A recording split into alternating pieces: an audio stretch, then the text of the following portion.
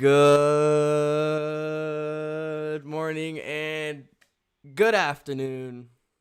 Welcome back to DCTV.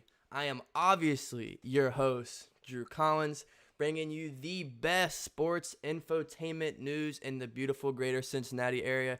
If you happen to be new around here, make sure you hit the subscribe button, join the jungle, join the DCTV family, hit that like button, smash that like button for good luck and a Who Dey win, and most importantly, get active in that comment section. Let me know your thoughts and feelings and expressions towards this beautiful game we get to watch every Sunday called football.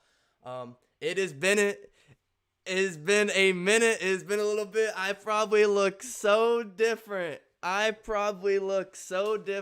hair has been, 2.5 months, maybe 3?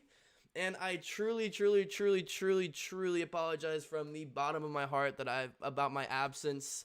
I'm going into my sophomore year of college. I'm now living on campus, so obviously I can't have this beautiful setup in a dorm apartment setup. But next year, I already put a lease down on a house with me and some of my buddies, so I should be able to have the setup. Nonetheless, I'm going to try to push out content my very, very hardest, but the problem is I have to be here and not on campus. Nonetheless, I don't want to talk about that. I want to focus on this beautiful game we have. These former 8 or 9 year tenured Cincinnati Bengals quarterback, the Red Rocket, the Red Rifle, Andy Dalton, going up against, Cincinnati. This one's in Chicago. I really wish this one would have been in Cincinnati. Obviously, Andy Dalton faced the Cincinnati Bengals last year when he was with his Dallas Cowboys backing up the injury of Dak Prescott. Heads over to Chicago, and he plays the Cincinnati Bengals again. Obviously, this is such a better Bengals roster. I mean, when they played last year, I'm pretty sure Burrow was hurt, Mixon was hurt. I think Tyler Boyd was out, CJ Uzomah was out. Offensive line was a disaster. DJ Reader was out. I mean, Trey Waynes is out. He is still out. Just injuries. And this time, this is going to be a lot tougher for him because this Bengals team is, I believe they're the favorites. Last time I checked the lines, I'm pretty sure the Bengals were the favorites, or pretty damn close, if not. I'm trying not to put the headset on so y'all can get a look at the new look, the new hair. Let me know if you like the hair. But I'm going to be going over my prediction and preview here in a couple minutes. I'm going to say what's up to some of you beautiful people in the chat because it has been a minute, and I miss all of you. So let me go back up. If you're in the chat, make sure you say what's up. The Outcast was first one. He said, "Where you been?" I kind of hit on. I don't want to sit here and talk about it and put the nail in the coffin. But I've been on campus. I had a little bit of an absence. I've been really busy. But no excuses. I'm gonna try to push out content again to you beautiful people. Kyle said he's back. Welcome. It's good to be back. LT, get some love for LT in the chat. Always being there from day one. Love that. Coop said, "Yes, sir, you're back." Blanky, what's good, man? Jason said, "Let's go Bears." We got some Bears fans in here. All right. Best of luck. Yeah, and like LT said, Bears fans are welcome. Just keep it peaceful and a little bit respectful, but definitely root on your team. That's what sports is all about. Cincy Edits says vibes. Cheyenne said yo. Sportcon said hey. Let's see. Stuart Monty, what's up, Stuart? How you doing, Mr. Monty? It's good seeing you. And here, Who Dey, my friend. Coop says score predictions. I'm going to hop into that. Love you, Itchy. It's good seeing you, man. The man, the myth, the legend. Glad you're back. What's up, Crow? How you been, Crow? What we got? Even have the score up. I know. Let me know if something's off. If something's, getting messed up. It's been 2.5 months, okay? So, let me know. I might be off my A game. I think my commentary is still going to be beautiful as always, but the camera's working, the microphone is working, I got the lights going, obviously the beautiful background as well, but let me know if anything seems a little off, and I will definitely try to work on that as well.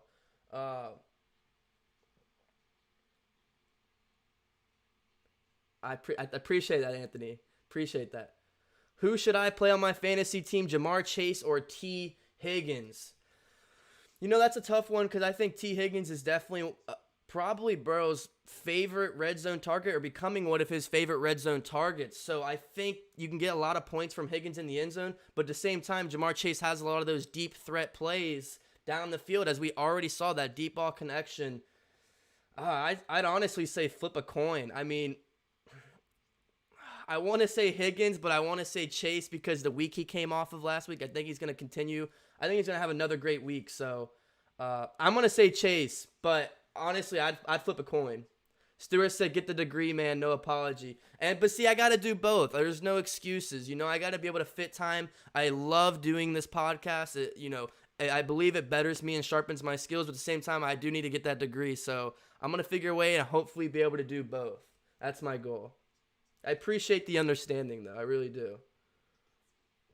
I'm glad you're back, says Justin. I'm glad to be back as well. I'm glad you're here as well. The hair is drip low-key. Is it drip, though? I mean, it's not the curls. I mean, who remembers the curly fries? Like, come on. That hair was legendary. It looks like we got 2 donations already. Cray Pup, thank you so much. Yours kind of got skipped over, but I'm not skipping over Cray.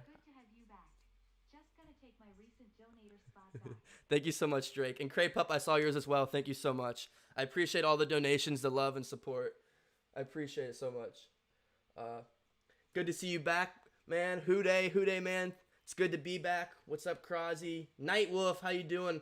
You guys act like I forget y'all. Like, it's only been 2 months. I have a pretty good memory. Like, all these names ring a bell. Did not forget any of y'all. But let me go ahead and start posting on some of my social medias. I don't know what kind of numbers we're going to do today, so it would be a huge help if you could share the link of the stream to your friends, your friends at school, your group chats, any Bengals Twitter, social medias. Share out that link because this is a surprise stream. I decided yesterday that I was going to stream again. So very indecisive and pretty immature of me. I apologize. But basically what I'm saying is I didn't have the time to go out there and really, bring back that DCTV is back. So I don't know the numbers we're going to do on today's stream. So it would really, really help if you could leave a like and try to share the stream to as many Bengals fans or Bears fans that you know, so we can get it popping in here later for kickoff. Yes, last week I was at the game. Week 1, I was at the game with my father. If you've been around here, you know my father's a Vikings fan. He grew up in Cincinnati, like he's a Bengals fan, but he's a huge Vikings fan. So I've always liked the Vikings as well. So we went to the game. He wore his Justin Jefferson jersey. I wore this beautiful Burrow jersey. Let me know in the comment section which jersey you're rocking today. Let me know your fit. Let me see the drip. I'll rate it. But yeah, we were at the game last week. It was beautiful. It was so much fun. Just to be able to go and enjoy and spend time with family, like it was such a good time. So, and I had a little bit of a tailgate before. So last week I was at the game, hence the why there probably wasn't a game day stream. I apologize about that. But here we go. Let's see. You going to any more games this season? That's a good question. I'm honestly not sure. I would like to, but honestly, it just really depends how the season plans out and, maybe the hype heading up to some of the games. Well, we'll see. I definitely might go to more games, but we'll see. I enjoy doing this, so it's really hard because if I go to the game, then I can't do this, And I have so much fun doing this, so it's such a trade-off, Oh, you're at the Viking game, section 106? I was right behind the uprights, closest. Closest, I was I don't know how to explain that. When you walk into Paul Brown Stadium, it was 120-something, I believe.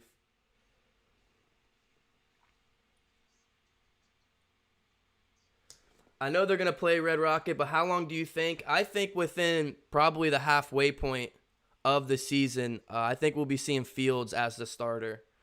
He's already getting some playing time. They don't want to push him into the starting spot, but I think probably halfway through the season, I think they'll throw Justin Fields in there as the complete starter.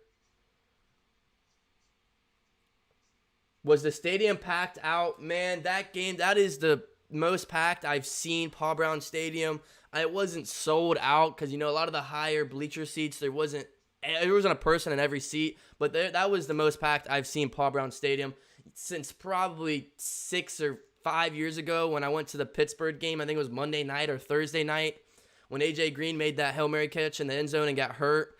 But he made it through 6 defenders. I can't remember the game, but That was like since then I haven't heard Paul Brown Stadium rocking like that. But the Viking fans did show up. There was a lot of Vikings fans doing the skull chant with my father. So the Vikings fans pulled up. I love seeing that. I love seeing the atmosphere of the NFL. That's why it's so great. These people literally dedicate their life to traveling the country to just watch a sport. So I don't know. I enjoy seeing the fans travel to all these different stadiums. Anybody besides Pittsburgh's fans, that's probably the best. But yeah. I might be going to Chiefs Bengals. My mom is a Chiefs fan. That would be awesome to go see Mahomes. I mean, that's kind of like me. Like, I want to go see Brady. I want to see Mahomes. You want to see those guys that are just top tier elite guys. I mean, even though you want to root for your team, like you gotta see the best guys in the league. It's just different. So I've always wanted to go see Brady. I want to see Patty Mahomes. Guys like that are just top tier. You want to go to those games. LT put the link right there in the chat. Join the Discord. It's totally free group chat. Over 100 plus Bengals fans are in there. All we do is talk Bengals football, maybe a little bit of Reds baseball, etc. Ooga Booga Johnson, what's up, man? I've been waiting to see you in the chat. How you doing, man? It's been a minute. Hair looks fly, by the way. That guy should be on YouTube. I appreciate it.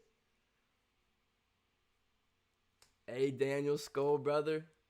All right, so let me post on some socials real quick. That's kind of what I was going to get to.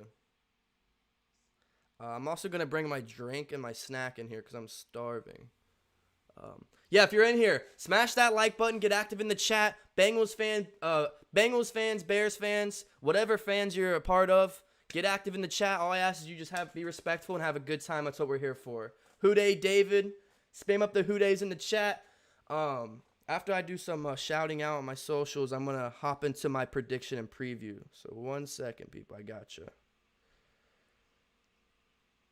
Go follow me on my socials if you haven't already. Right here. Instagram, Twitter, Facebook, YouTube. Let's get to it. We're on road to 3K. Took a little pause the past 2 months. Although the channel has still been growing. We are at, I think, how many total views are we at? I checked this stat and it blew my mind. 163,000 views. That's crazy. Thank you. But yeah, total views on this YouTube channel that I've been doing for a year and a half, and I haven't even been consistent the past 2 months, and we hit over 163,000 views. I love it. Crow said, anybody else nervous about the Jesse Bates contract situation? Not going to lie, it is a little worrying, and the Bengals messed up because they would have saved a heck of a lot more money if they would have signed Jesse Bates before the season. They really dropped the ball on that. Obviously, they're going to get the job done. If they don't, the Bengals defense will become one of the worst defenses in the league if they lose Jesse Bates. He holds that defense down. He bails out the other guys on the field. Like, if we lose Jesse Bates, it will be a disaster. I do not think it will happen, but it will cost the Bengals a fortune. And they messed up. They should have signed him before the season, but he's already off to a booming week 1 start, and he's just going to have a fantastic season, and it's just going to cost the Bengals even more money. So they should have signed him before the season. I've said that even through last year. If you were with the streams last year, I was talking about you got to extend him now, because if you wait towards during the season, Bates is going to have a breakout year, and you're going to have to pay him breakout money. So pretty unfortunate for the Bengals front office. I think it was a little bit of a rockhead move. Nonetheless, they will get the job done. That's all that matters, right? All that matters is that, where's his jersey up? Is that this guy's on the field. That's all that matters. Over 2,300 subs. That's what I'm saying. I got mixing a lot of teams. Nice. Houday Andrew. Nice to see you in here. Love your jersey. Appreciate it. What jersey are we rocking today? We rocking any jerseys, shirtsies? I just got this at the game. Just a classic Burrow. It's so nice. It's well-fitting. I mean, it's good. I mean, obviously, like, this jersey's nice. I mean, you can tell the differences. The shoulders on the new ones look so much more modern and sleek. It's just, the orange is even different. You can't really tell on camera, possibly, but in person, you can definitely tell the differences of the orange. Sony Live, thank you for following and liking the stream on Facebook, I believe. Thank you. I thought they're gonna franchise tag him. I would not be a fan of that.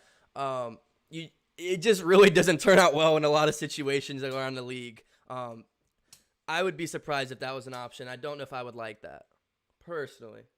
I'm a big fan of T Higgins, but that's just me. How can you not? I mean, he's just a guy that goes out there, gets his job done, and no off the field issues. He seems like a high character guy, high volume player. I mean, what more could you ask out of somebody?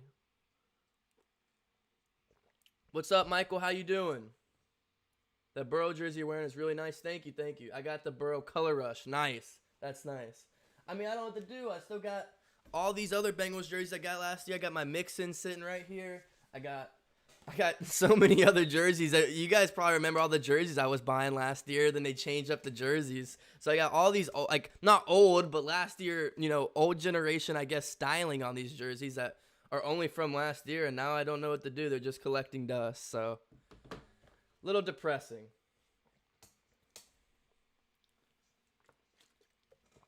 I got to post on my socials. I keep saying I'm going to do that. Hold on.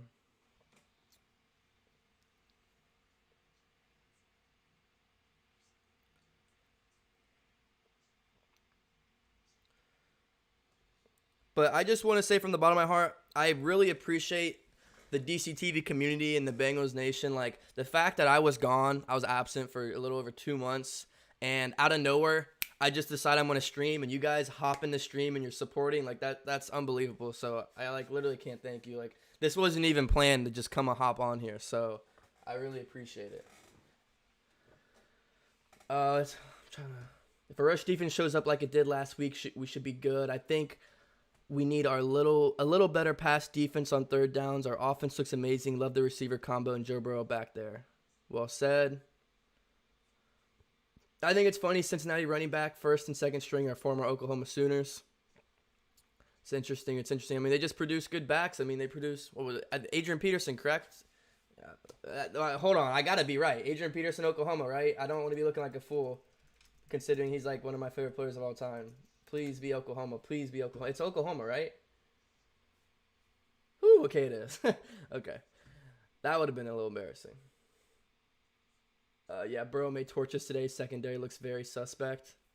It's well said, Jason. I mean, if anything, you guys just got to get after Burrow. And even as a Bengals fan, I think that's my worst nightmare going into this game. My legs are a little crossed. I'm a little worried, a little anxious. That pass rush coming after Burrow is a little frightening, if I can't say so myself. So the Bengals have to get the ball out quickly today. I think Hendrickson is going to show why we paid him $60 million today. That would be nice, David. That would be very nice. I thought you might have been in jail. Damn, I really give off those vibes. Everyone's sleeping on our D-line. Y'all don't remember the video I did last year talking about our D-line last year, what it should have, could have, would have been, and it never happened? Going into this year? Yeah. Should have done another one like that.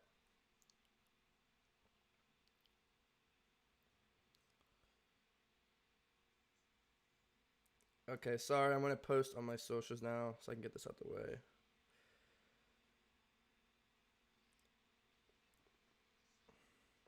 Oh, shout out to the Facebook people, too. I believe the Facebook stream should be up as well. If anybody's coming from Facebook, let me know. I didn't even check that. We should be live on Facebook.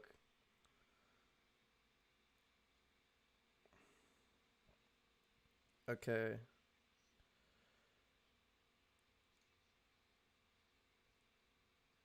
Maybe. Let's see. Are we running trips on safeties? Ooh. I don't know. That's why we had to shave his head, because he was in jail. Oh, damn. So y'all trying to set me up. Okay, so the reason I had to cut my hair is because I was in jail. Okay. I gotcha. I hear you. All right, hold on. Guess who's back? Back again.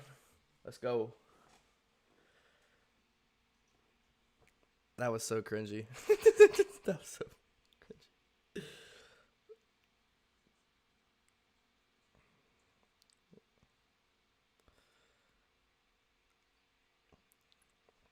Yo, let me get everybody's score predictions in the chat.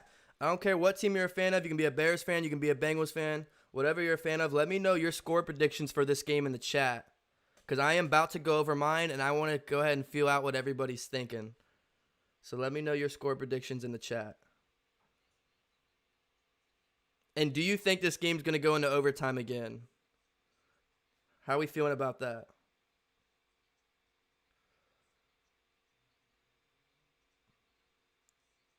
All right, we should be good.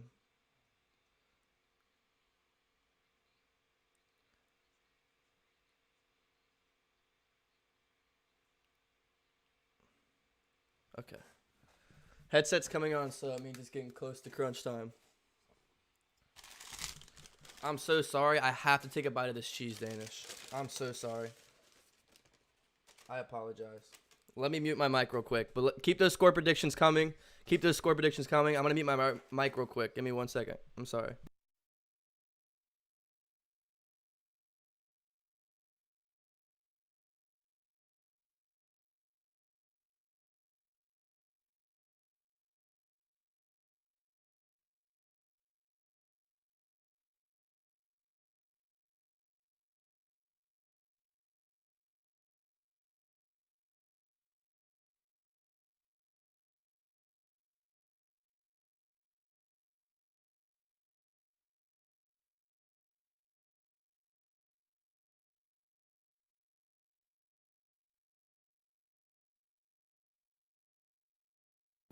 All right. Let's see what we got. The first one, this is the first one I saw. 45-23 Bengals, says Kyle. 21-31 Bengals, says Ooga Booga. Uh-oh. Huh. Let me get to this donation real quick, and I'll keep going. Burrow plus Chase equals 10 and a win. Go Bengals. Yo, thanks for coming back, man. What's been blasting? Appreciate the donation as always. Thank you so much, bro. Hey, what's been blasting, bro? Just been chilling, living the college life, watching some Bengals. I was at the game last week, hence the why I couldn't stream.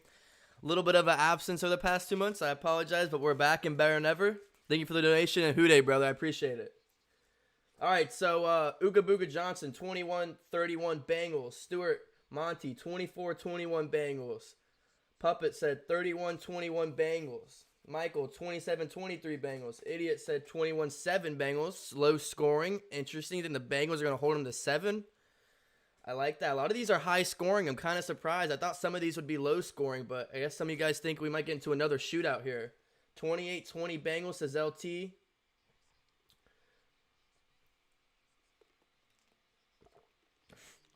If it goes into overtime, I'm going to have a heart attack again.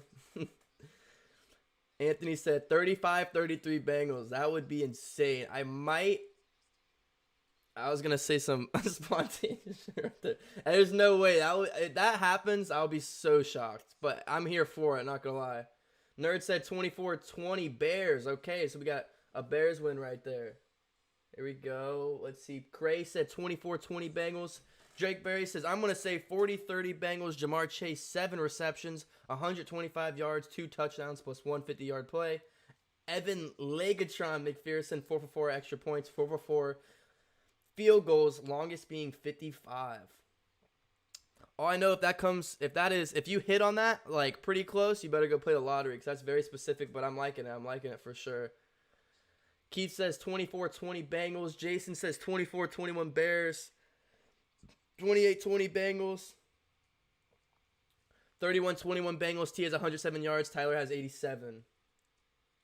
32-21 Bengals.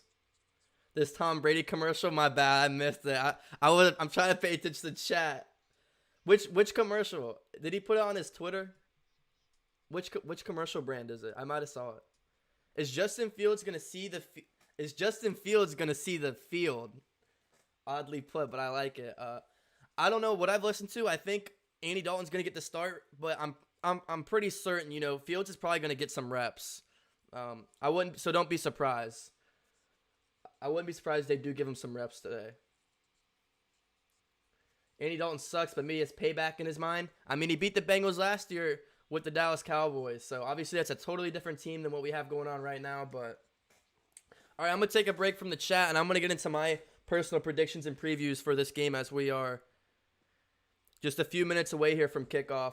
So I'm going to go ahead, and I usually would write this down, but being unprepared. Oh, I do have sticky notes. I think this game's going to be pretty close. I think it's going to be a grind-out type of game. I think it's not going to be too high scoring, but I think it's not going to be, I don't think it's going to be like super low scoring. Thanks. I'm 14.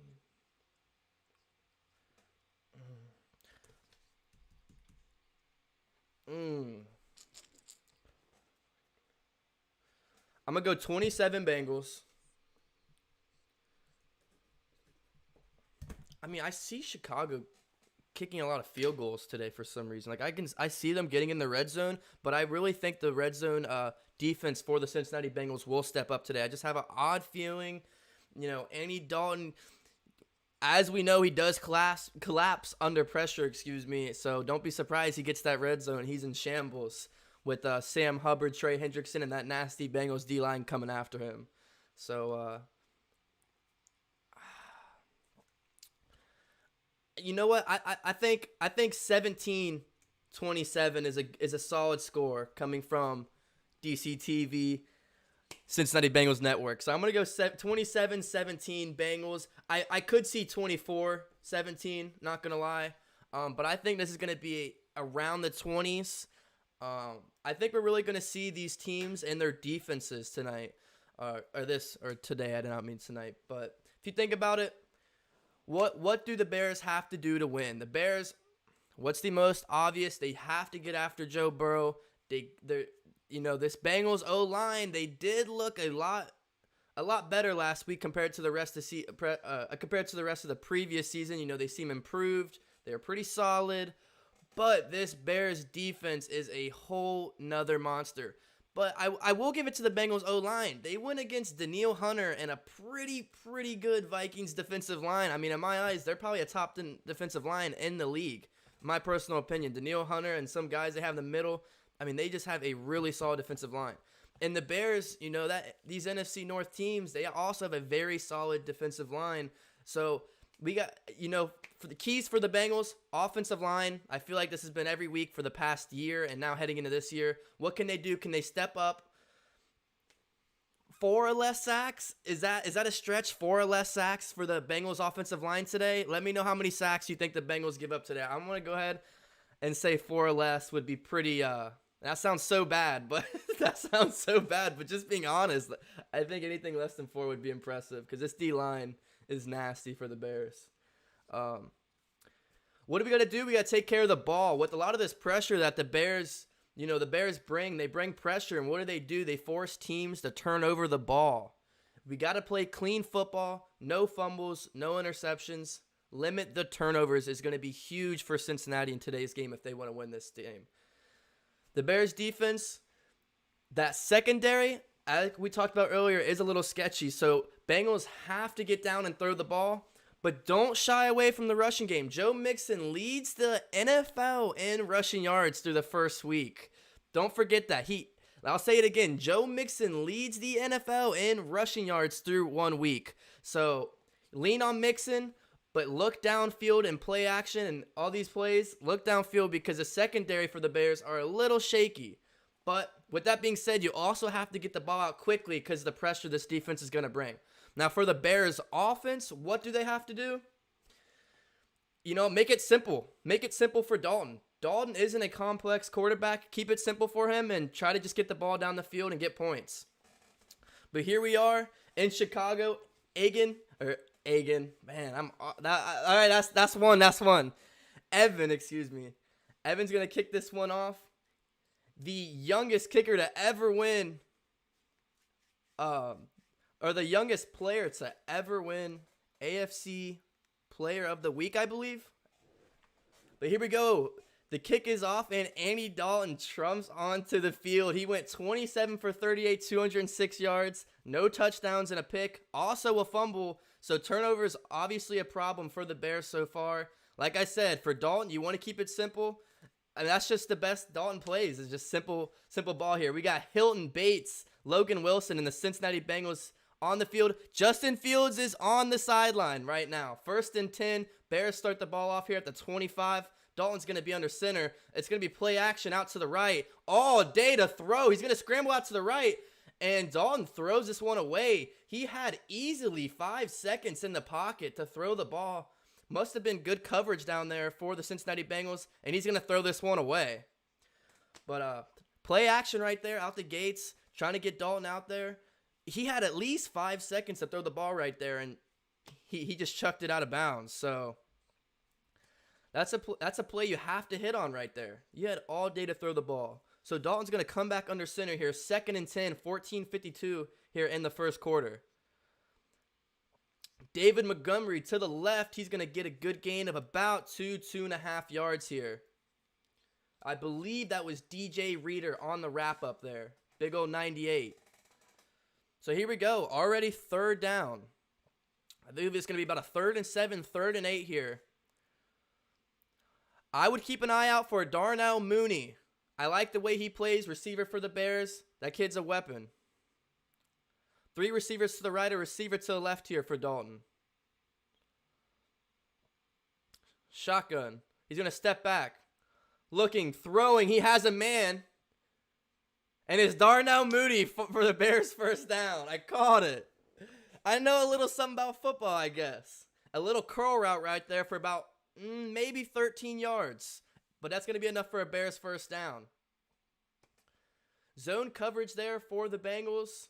He slipped right behind Logan Wilson, the second-year guy out of Wyoming.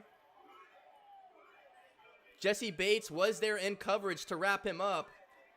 I did call it right there, though. Here we go. 1st and 10. 13 minutes left.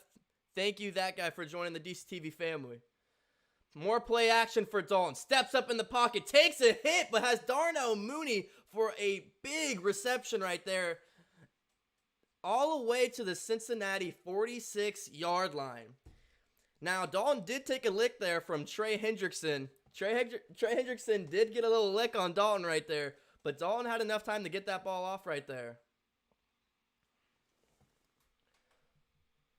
Play action working for the Bears so far. And what a good job by Andy Dalton right there to stay in the pocket, take the hit, and still get the ball off. A huge play there for the Bengals. It's going to be a tackle for loss. Larry Ungunjobi and Sam Hubbard there for the tackle for loss. They tried to do an end-around sweep right here. Did not work in the Bears' favor, and the Bengals D-line were all over that. That's a good loss of probably 5 yards right there. Larry came in almost unscaled as he had a fantastic week 1. Obviously one of our free agency acquisitions, and he had a fantastic week 1, and he's looking to already start here nicely in week 2. 2nd and 15 here. Duos to the left. Montgomery out to the left, but they're going to dump this one to number 8 for the Bears. Akeem Davis-Gaithers there for the tackle. And it's another 3rd down for the Bears. And this is a little bit of a sweet spot here. Because if they don't get this, they can go for it because they're about on the Cincinnati 45. So you can't kick a field goal here. So if you don't get this, you punt them or you punt it and you try to, back it all the way to the inside the 10 or you go for it. So 3rd and 12 for the Chicago Bears. 11:35 here in the first quarter. Shotgun for Dalton. Steps back. Rush gets to him. He's going to break out to his left. Throwing on the run down the field looking for a man. And he's not going to get 2 feet in. Marquise Goodwin brings it in. But it did not look like he has 2 feet in. Refs are talking it over. And there's yellow laundry on the field for the first time today.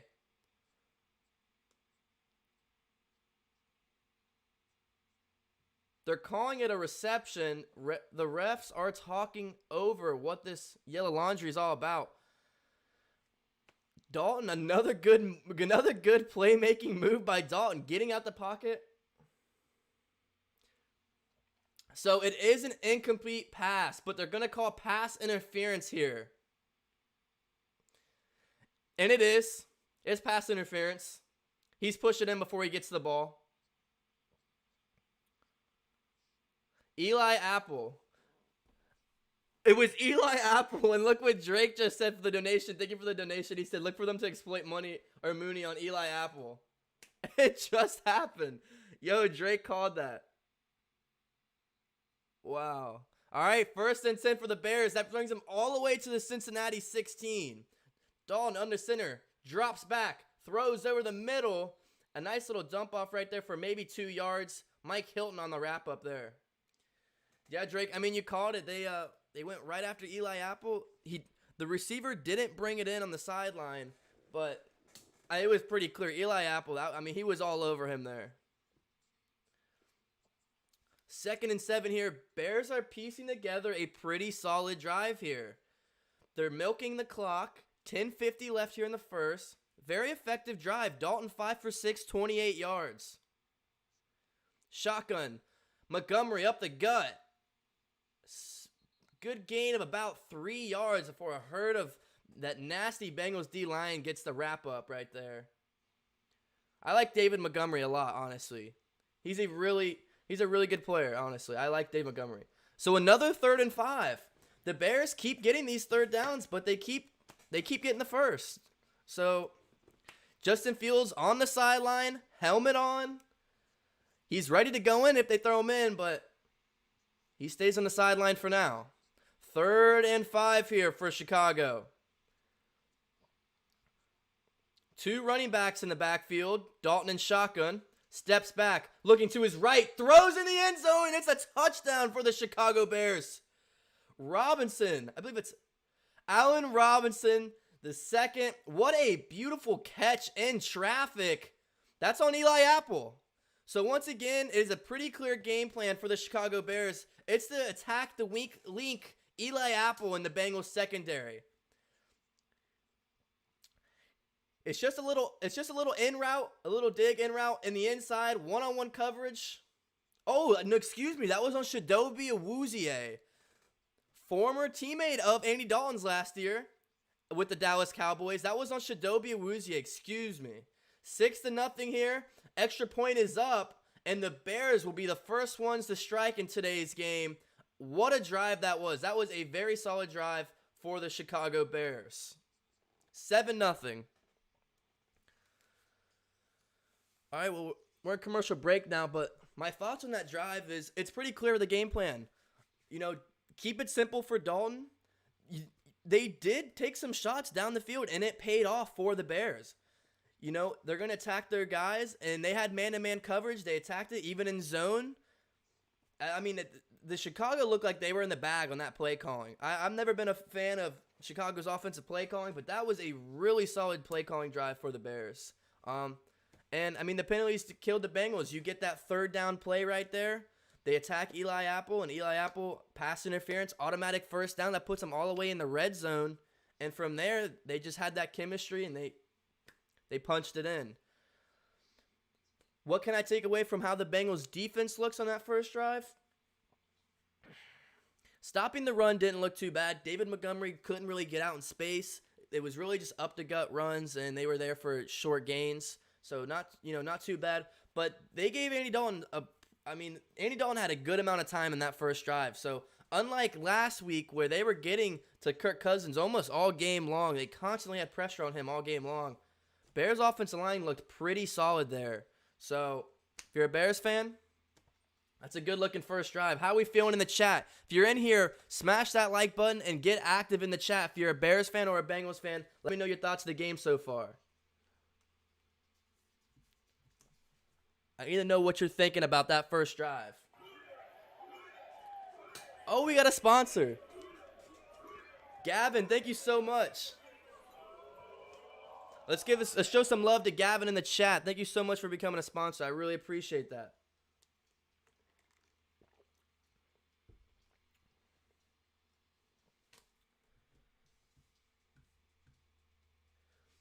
Now, if I'm going to go ahead and give a prediction for this next drive, what the Bengals have to do, they need to try to establish Joe Mixon and the run out the gate. Like I said, he's leading the league in rushing. But look downfield, take some shots through play action, similar to what the Bears just did. 2 shaky secondaries. Take some shots downfield. You got Jamar Chase, T. Higgins, Tyler Boyd. Take a pick. I mean, you really can't lose with any of them. But, I mean, there's only 9:58 left here in the first. I mean, that was just an all-around solid drive for the Bears. Who scares me on this drive? Hakeem Hicks. He's scary, and I don't want nothing to happen, but I hope we are ready to block this defensive line. The kick is off here. Let's see if we get a return. We are going to get a return. He's going to muff the kick. Brandon Wilson drops it in the end zone, picks it back up, and takes it to the 8 or 9 yard line. Brandon Wilson muffs he just drops the ball in the end zone. He picks it back up, but we're going to be stuck all the way at the 8 yard line.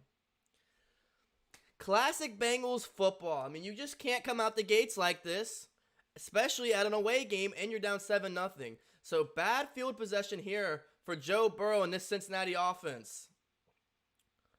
2 touchdowns, 260 yards last week versus the Minnesota Fighting Vikings.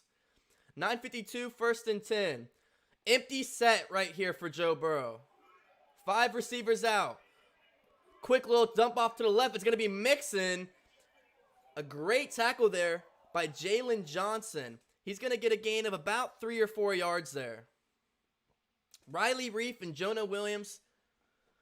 We're going to need them to step up today. Quentin Spain and Trey Hopkins and the rest of the guys down there. The offensive line has to step up. How about them Bears? Eddie Jackson scares me. They got some dogs. They got some dogs in that defense. Thank you for following on Facebook. Here we go. Empty set again. 2nd and 8 for Joe Burrow.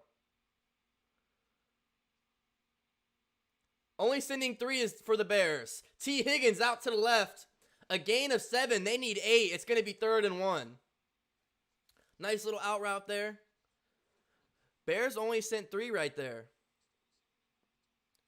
Hakeem Hicks, Mack, and I believe one other. Or no, maybe Mack was back because he's a linebacker, technically not an edge rusher. I don't know. Eddie Jackson's number 4? Huh. All right, 3rd and 1 here for the Bengals. This is a big one. From their own 19-yard line. Joe Burrow under center. Jamar Chase in motion. It's going to be a run to Mixon, and he's going to grab this for a Cincinnati 1st down. Just a run up the gut right there. Mixon puts his head down, pushes forward, needs 1, got about 2 or 3 there. Easy play call right there. They're showing Khalil Mack. 44 snaps, only 1 pressure, no sacks for him last week. Just not a Khalil Mack-like game. 1st and 10, 7:58 remaining. Burrow under center. It's going to be a rush to the right. Mixon plowing forward for maybe a gain of 2.5 yards right there. It's going to be Nichols on the stop. A little bit of a hurry-up offense here for the Bengals. I mean, they're back to the line already. Empty set here. Mixon's going to be a receiver. Hurry-up offense here for the Bengals. They're going to bring back Mixon to the backfield. Take that back. He's bringing him back to the backfield. Burrow, seeing something he likes, he's going to call an audible. 2nd and 8, shotgun. Mixon, it's going to be another carry. Maybe another 2 right there. It's going to be a 3rd and medium for the Bengals.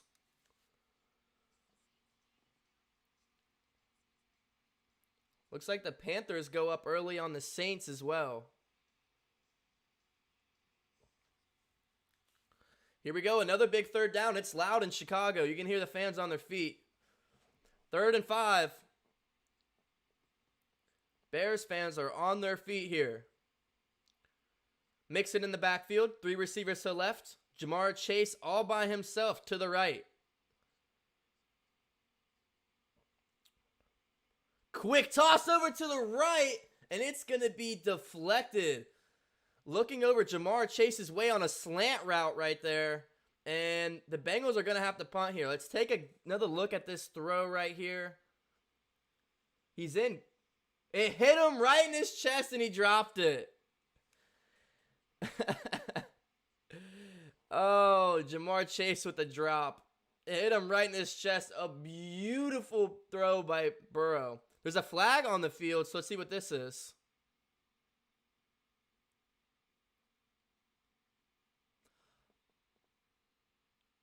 Wow. After the play, unsportsmanlike conduct, it's going to give Cincinnati 15 yards and an automatic first down. Gibson Sr., I believe, number 38. Let's see what he does here. He just gets in Jamar Chase's face after he drops it. He's clapping in his face, leaning over Jamar Chase. And that's going to cost them big because now the Bengals 1st and 10 from their own 40 now. Wow. Burrow off play fake. A nice reception over to the right side of the field for a gain of 12. That's Mr. Reliable, Tyler Boyd. A 12-yard gain right there and another Cincinnati first down. A beautiful read by Burrow to keep it. Boyd was open. Just a cross over the field. Beautiful throw. Burrow being very accurate so far today. I mean, that throw that was incomplete with Jamar Chase hit him right in the chest. Hit him right here. He just couldn't hang on to it. 1st and 10. They're in Chicago territory. It's going to be the Chicago 48-yard line. I formation for Cincinnati. Chicago sending the blitz. Mixon's going to cut it up for maybe a gain of 3 yards right there.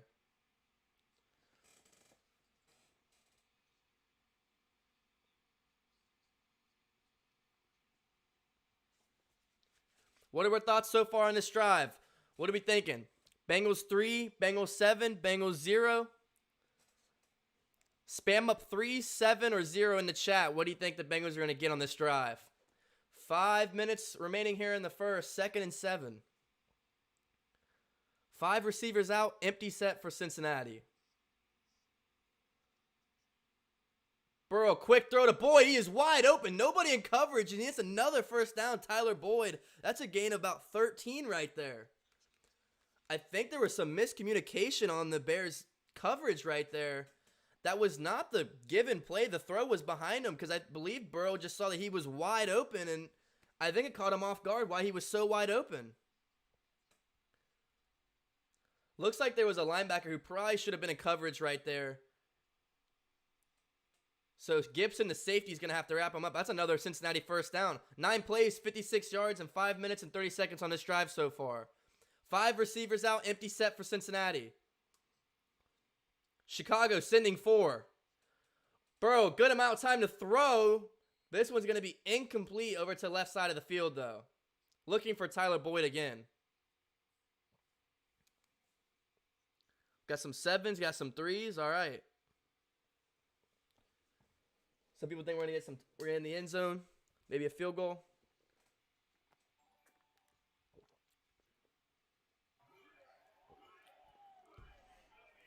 Thank you for following the stream.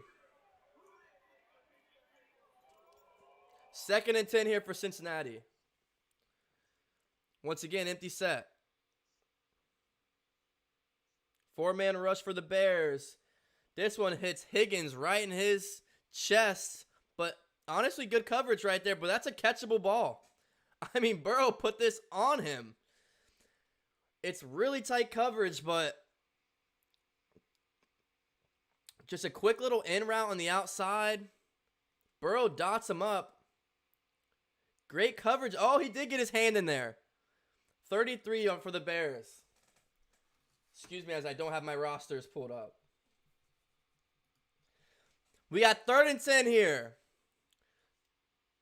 Empty set again. Zach. Oh, there's not empty set. A P. Ryan in the backfield. Burrow steps back. Coverage, and he's going to be sacked. This is going to put the Bengals out of field goal range. The one thing you cannot afford to do right there is give up a sack, push you out of field goal range, and that's exactly what the Bears do. They hit home and get the sack. That's going to be Quinn, number 94 for the Bears. just smoked Jonah Williams. Jonah Williams got smoked. He froze. Quinn put a little juke inside move on him and froze Jonah Williams, and Kevin Huber's going to have to come on the field to punt this one away. Unexcusable. You cannot get a sack right there. And now they can't even put points on the board. Nonetheless, Huber's going to punt them on their own 6. I mean, a solid drive for Cincinnati. I mean, yes, they did get bailed out by the automatic first down for the penalty they had, the unsportsmanlike conduct. But you get down there, you get not in the red zone, but approaching red zone, field goal range, and you give up a sack. Can't. That's great defense. And like Kyle said, yeah, I mean, you got to capitalize on the opportunities. You just have to. But, I mean, hey, give it up to the Bears defense. Bend, don't break right there. You know, all this stuff is going against them. Backs are against the wall. They come up with a huge sack and force the Bengals to punt. That's fantastic defense for the Bears right there. But there we go. That's end of the first quarter, and Bears already have 1 sack. My prediction was 4 or less. At least that's what I'm hoping for. Honestly, before that sack, the pocket's been decently clean for Burrow. It's pretty clear, once again, the Bengals are trying to get the ball out with under 3.5 seconds. So, they are trying to get the ball out quick so Burrow doesn't have to face consequences and obviously take some hits. So they're doing a good job doing that, just like they did last week. But if you want to hit some downfield plays, you're going to have time to sit in the pocket and, scan the field.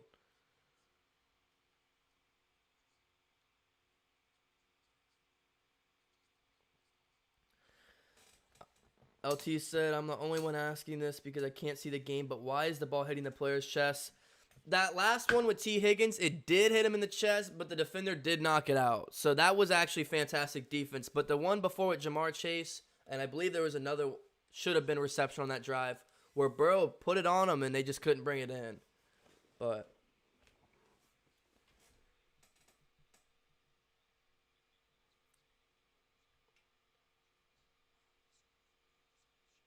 anybody have Allen Robinson for fantasy?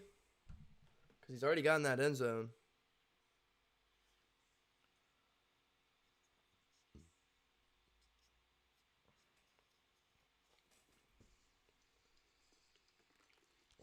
For this next possession, the Cincinnati Bengals really need to get a stop here. Cannot afford this early in the game to go down 2 possessions. So Chicago's going to be pinned on their own 7-yard line after the captain and longtime Cincinnati Bengal, Kevin Huber, pins them down here. Andy Dalton 6 for 7, a touchdown and 39 yards. 1st and 10. Montgomery fighting for yards here, but he's going to be wrapped up by Jermaine Pratt and Sam Hubbard on the stop. Maybe a gain of 3. What do we think about Dalton's facial hair? Are we feeling the Dalton red facial hair? I like that he grew it out. Obviously, some urgency and a little bit of urge for Dalton to perform with number 1 sitting on the sideline over there, Mr. Justin Fields. So, empty set for the Bears this time around. 2nd and 7. This play is going to be called dead right before the snap.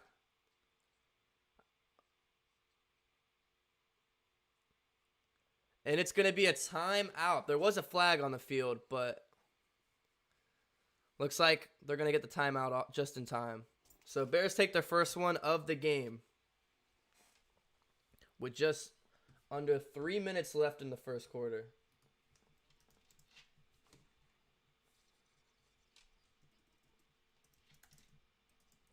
For the Bears fans that are in here, I'd love to hear your thoughts on Matt Nagy. Like honestly, what are your guys' thoughts on Matt Nagy and how he's handling the situation with Fields and Dalton and a lot of the controversial stuff Nagy's done over the past few years? I've talked to a lot of Bears fans, and usually it's they hate him or they love him type of relationship. At least in my personal experience with some Bears fans. But I'd love to know some of your Bears fans' thoughts on Matt Nagy. Definitely one of the more interesting coaches in the NFL. I'm just gonna leave it like that. I think it's well said.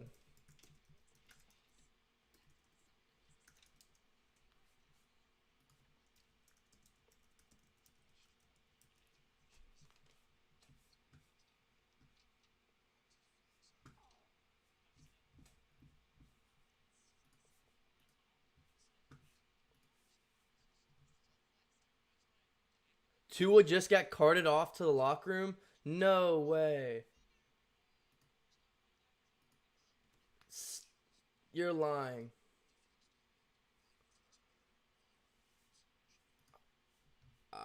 You're lying. Please tell me that's not true.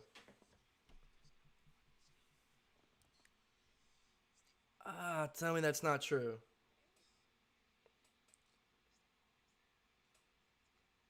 What are some scores across the league? 14-0 Bills, 0-0 49ers Eagles, 3-0 Patriots. Thank you for that.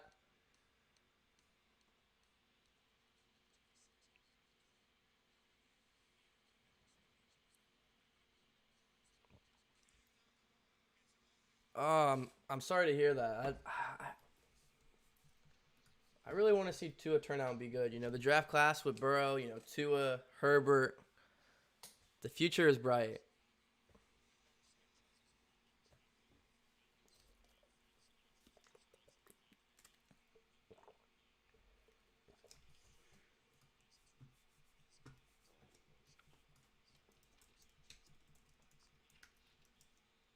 Second and 7 here for Chicago, 2:35. Empty set for the Bears here again. And we got some movement up front. 3 different flags on the field. Who's this going to be on? Refs are going to talk it over before they make their decision. It's going to be on the offense, false start.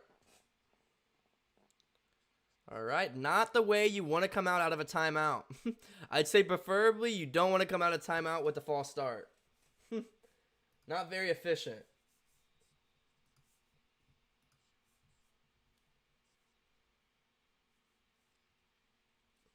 Browns are tied up with the Texans. Texans were plus 500. That would be crazy. Second and 12 here. From his own end zone, he's got to get this one off quick. Von Bell was there. Almost had a safety. Dalton is hot, and there's going to be a flag on the field. Dalton is getting in the ref's face, wanting something to be called. Von Bell is stating his case. He didn't even make contact on Dalton. He almost...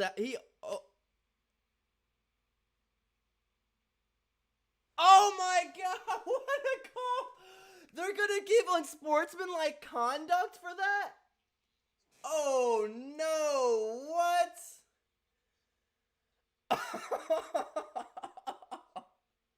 What is this? Is this even football? Oh my gosh. This unsportsmanlike conduct rule is a joke. So that's going to be an automatic first down of 15 yards, just like what happened with the Bengals on offense. This one is way more questionable. A quick little throw out to the right. That's going to be Darnell Mooney, maybe a 2-yard carry. Let me explain what happened. So Von Bell came off the right side of the offensive line untouched, almost brought down Dalton and got a safety. Dalton had to throw it down into the turf. Von Bell, made a little bit of contact with Dalton. Let him hear it a little bit. I mean, he didn't get up in his face, but, he stated his case you better throw that away. And they give him unsportsmanlike conduct, which is automatic first and 15 yards. That is soft, but what comes around goes around, I guess. 2nd and 8, Montgomery leading with his head down, and he gets a gain of 7 right there. It's going to be 3rd and short. 3rd and 1 here for Chicago. They've been very efficient on 3rd down so far this game. 90 seconds left here in the first quarter. They're going to give it back to Dave Montgomery. He's going to cut this one out to the left, and he's going to get another big gain right here. 1st down, Chicago Bears. Another 7-8 yards right there on that carry. David Montgomery looks really, really nice today. That was a beautiful read and a beautiful cut.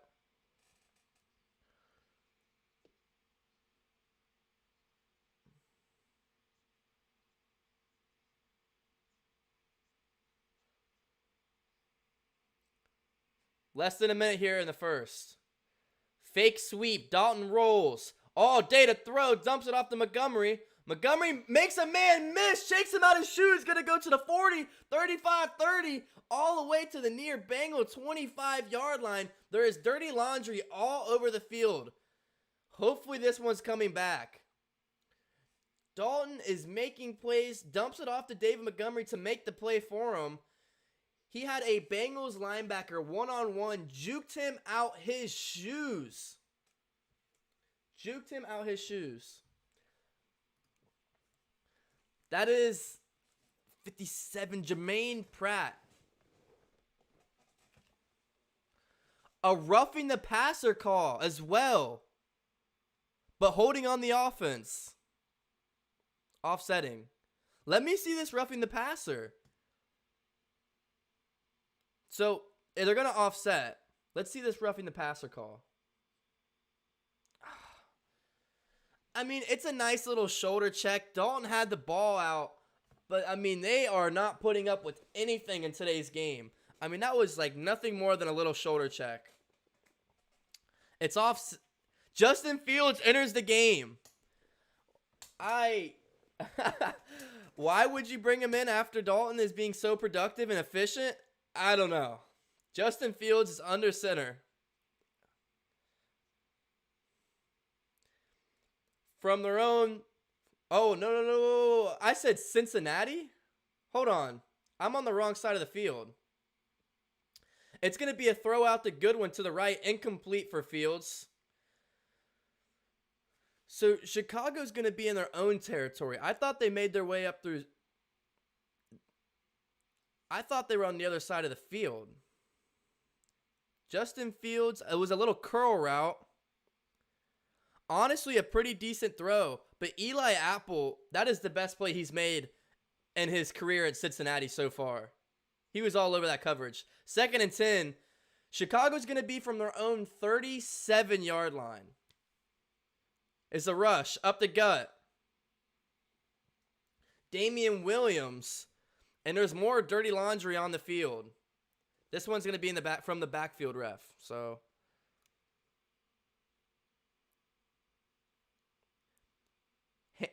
hands to the face defense.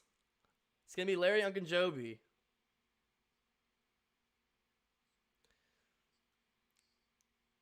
So 1st down for Chicago with the illegal hands to the face, and this is going to take us to the second quarter. So that's going to wrap up the first quarter here in Chicago. 7-0 Chicago. I mean, this is a good game. This is honestly a really good game. Bears have came out, and they are ready to play today. They are honestly ready to play. But, you know, looking from the outside in, I don't understand how Andy Dalton could be nearly as efficient as possible, and you bring him out to throw another quarterback in. I don't care if it's Justin Fields, Tom Brady. Like, I don't understand why you would break up that chemistry. Like, I don't get that. At least like midway through a productive drive. I saw him doing this last week as well, I'm pretty sure, where the Bears were driving with Dalton, and then they take him out and put in Fields. And it's like, yeah, it might work. I don't get that. I don't get how Dalton could be driving down the field. He's having a near perfect game so far, and you yank him and throw Fields in there.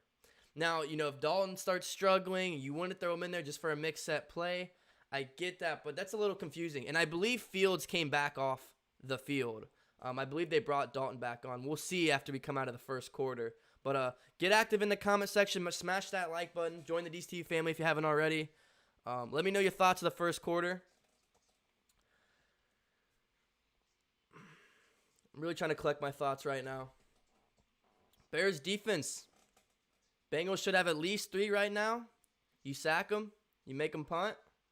And Bears are doing a good job just owning the time of possession right now. They're piecing together long drives. They're running effectively. David Montgomery looks really nice. He's getting into open space and making defenders miss. Not much more you can ask from your running back. And Dalton's limiting the mistakes. But I will say this. The refs so far, I mean, like yes, Drake does say like the game is getting a little chippy. It is getting a little chippy. You know, players are getting in each other's face, but you can't because you get a flag. It's like I can't tell if we're watching the NBA right now or the NFL with how soft it is. Like, let them play and let them talk a little bit. I mean, obviously these refs have never. These refs have to be a different crew than Pittsburgh, Cincinnati, because if you've ever watched a Cincinnati-Pittsburgh game, these refs have no idea. If anyone knows the ref crew, let me know if they refed a Pittsburgh-Cincinnati game. There's no way. With the way they're calling this game, my biggest problem is, yes, don't let it get too out of hand. Call it both ways. What comes around goes around. But I don't want the game to be decided by a ref. I want it to be decided by the best team wins. So, those are my thoughts. But Dalton's 7 for 8, 41 yards and a touchdown. And Dalton is going to be back on the field. They're going to be on the Chicago C midfield. Play action. Dalton evading the pressure. He's going to tuck it and carry. Dalton, the red rifle, gets out in space and a first down with his legs. Dalton says, wait, you thought Fields was fast? Check this. Tucks it, takes off, Bears first down. Deep play action. Hubbard was there. Dalton stepped up, evaded the pressure, and got to the outside. Von Bell pushes him out of bounds. Hubbard's getting back there.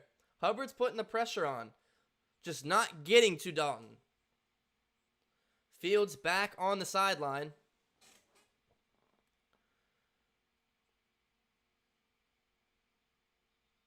I like the play action so far for Chicago. It's working really, really well. The Bengals have had no answer for it all game.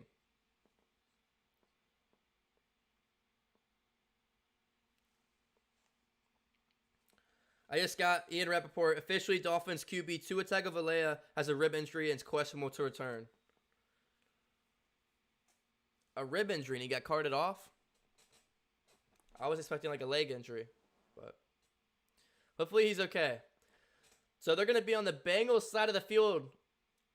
Cincinnati 40-yard line. Montgomery out to the left. He looks so good today. 5-yard gain, but there is more yellow laundry on the field. This one's coming back. It's going to be holding on number 68. Let me check who that is on the roster. James Daniels with the holding call.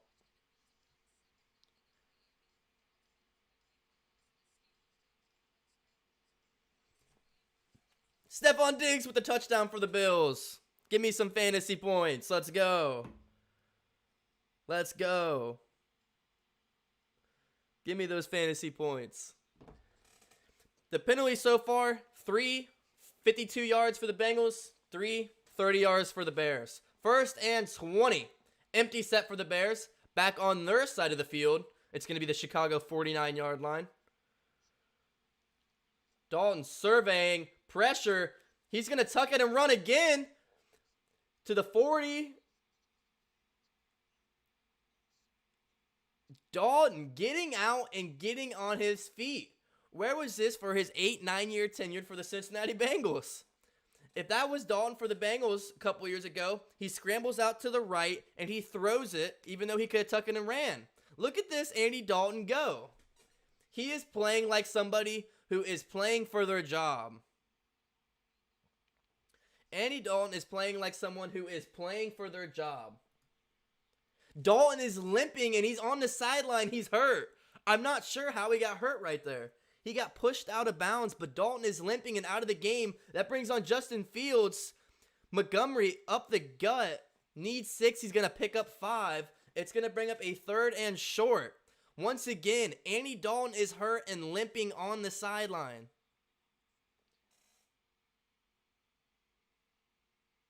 I don't see anything that looks like he really clearly hurt anything, to be quite honest. So I'll keep you updated on that. 3rd and 2.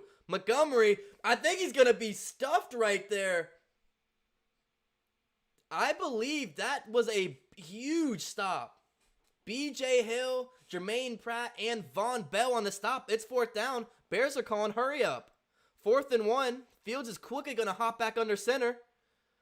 He's going to take this himself. I don't know if he got this. QB sneak for Fields on 4th down. No call yet.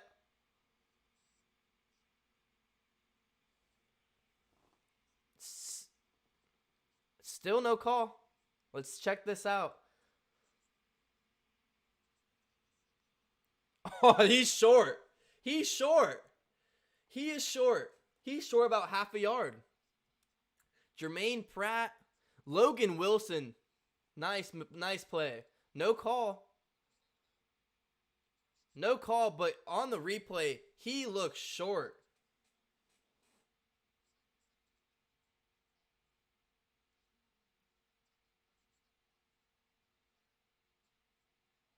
They're going to bring out the chains to measure this one out.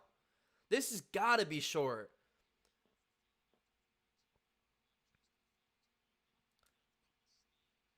Didn't get it. Bengals football, turnover on downs. Yep. So 4th and 1, Bears quickly try to go for the QB sneak and don't get it. A gutsy play call there by Matt Nagy. And this one's going to hurt because it's Bengals football. But once again, if you're a Bears fan, Andy Dalton is hurt. He is not on the field. He was limping on the sideline, getting some assistance from the trainers. This might be the start. This might be the start of Justin Fields' career, right upon our eyes. I want to give a shout out to Mortified for joining the 513 Sports Discord. Appreciate you joining that.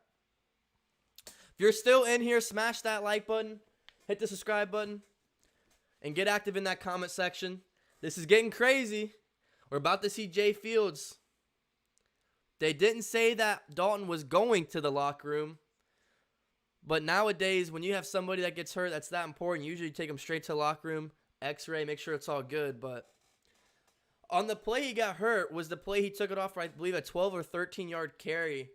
He got pushed out of bounds by Von Bell, but it wasn't like major contact. And I didn't see where he might have planted the wrong way or twisted something. Honestly, to me, to my eyes, I didn't see where he possibly could have got hurt there. Kyle said he's short now. We need to have a nice drive with some points to take away from it. Yeah. I mean, the momentum is on our side. Your defense gets a stop on 4th down. They stop the QB sneak.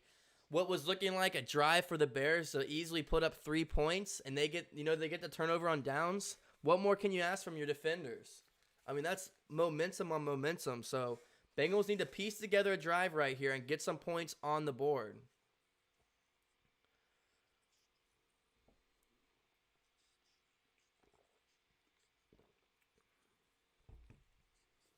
Let's check some scores across the league here.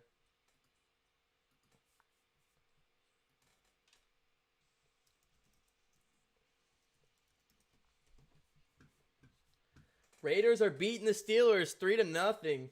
Let's go Raiders. Browns are tied with the Texans. Eagles are beating the 49ers. We're taking a look at the replay. Oh, I don't think that's good.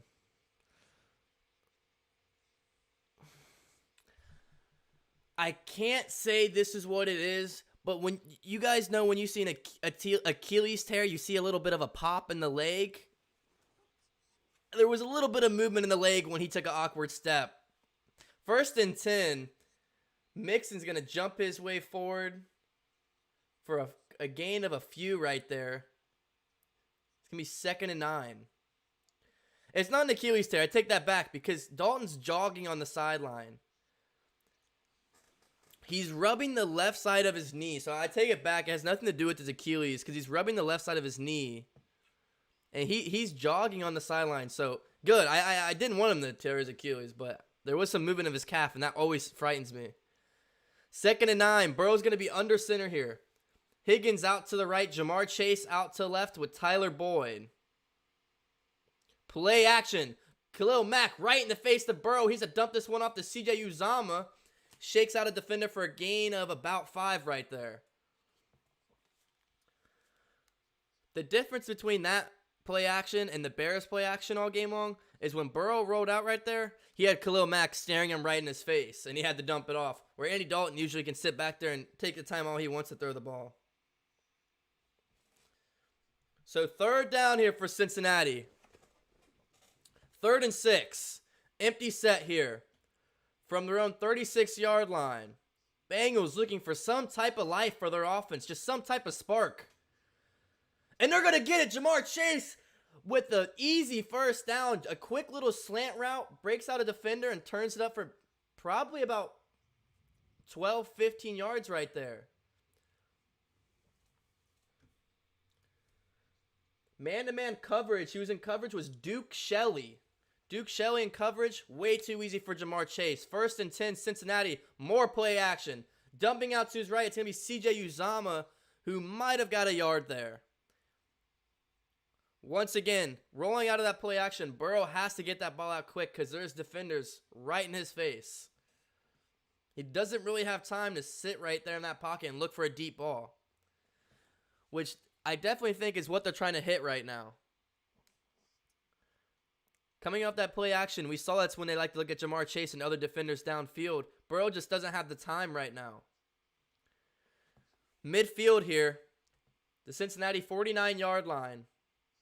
2 receivers to the left, Sample to the left, Higgins in motion. Mixon to the right. Look for some space and a gain of 9 or 10 yards right there. They're going to call him a yard shy of the first down. It's going to be off the tackle of Riley Reef. They're going to bring Quentin Spain over. Drew Sample in blocking. Good blocking from Jamar Chase with the defensive back. A good looking play right there. Very effective. But not enough for the first. Bengals have to get something going here. 3rd and 1. Burrow's going to be under center. It's going to bring Jamar Chase in motion. T. Higgins to the right. Mixon in the backfield. Eddie. Wow. What a play for the Bears. That's going to be Eddie Jackson off the edge. And he gets Mixon before he even got the ball from the handoff. Jamar Chase really messed that play up. All he had to do was block Eddie Jackson right there. He tries to just nudge him. Eddie Jackson wants none of that. Gets in the backfield and a beautiful tackle. 4th and 2, and the Cincinnati offense is on the field still. 4th and 2, 8:30 remaining here in the half. Joe Burrow and the Bengals are still on the field. Burrow looking to his right, throwing, and the defense is all over it. T. Higgins wants a flag. He's not going to get it. And Kendall Vildor with the amazing stop right there. One-on-one coverage, T. Higgins, and he was all over it. Higgins wants the call, but he doesn't get it. So, 4th down, and the Bengals offense still yet to get anything going, really. I'll tell you what, the Bears came ready to play today. Obviously, you know, it's only 7-0. It's not like anybody's off to the races quite yet. But that defense, they're doing a great job bending, not breaking. The first drive, Bengals should have had a field goal. You sack, Bengals got a punt. Bengals are driving just shy of field goal range. If they pick up that first, they're in field goal range. So they go for it on 4th and 2. Bears get the stop. Bend don't break is definitely the story of the game today. And for the Bengals right there, I mean, just a bad play by Jamar Chase. So they bring Jamar Chase in motion. He's going to come into it's like almost where a fullback would be. Not necessarily, but pretty close. Like he's inside, like behind the left guard. And Eddie Lacy's coming in as a blitz. And all Jamar Chase just has to give him a little bit of a shove because the run is to the right side. This isn't even going to the left side. But Eddie Jackson blew up Jamar Chase so bad, he still was able to get back to Mixon, and Mixon's going to the right side of the field. So Eddie Jackson, what a phenomenal play right there. And that's why he's one of the best.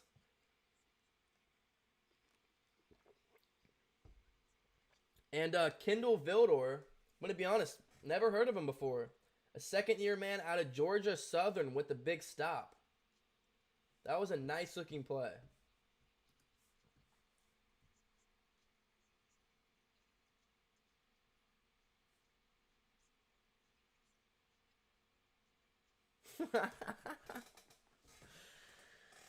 I think we all feel like that right now. If you're still in here, smash that like button for me. Follow me on my socials. Follow me on my socials right there as well. And get active in the chat. There's about 70 people in here combined with YouTube and Facebook. Express your feelings in the chat respectfully. I gotta know what people are hearing. I gotta know what people are thinking. Ooh!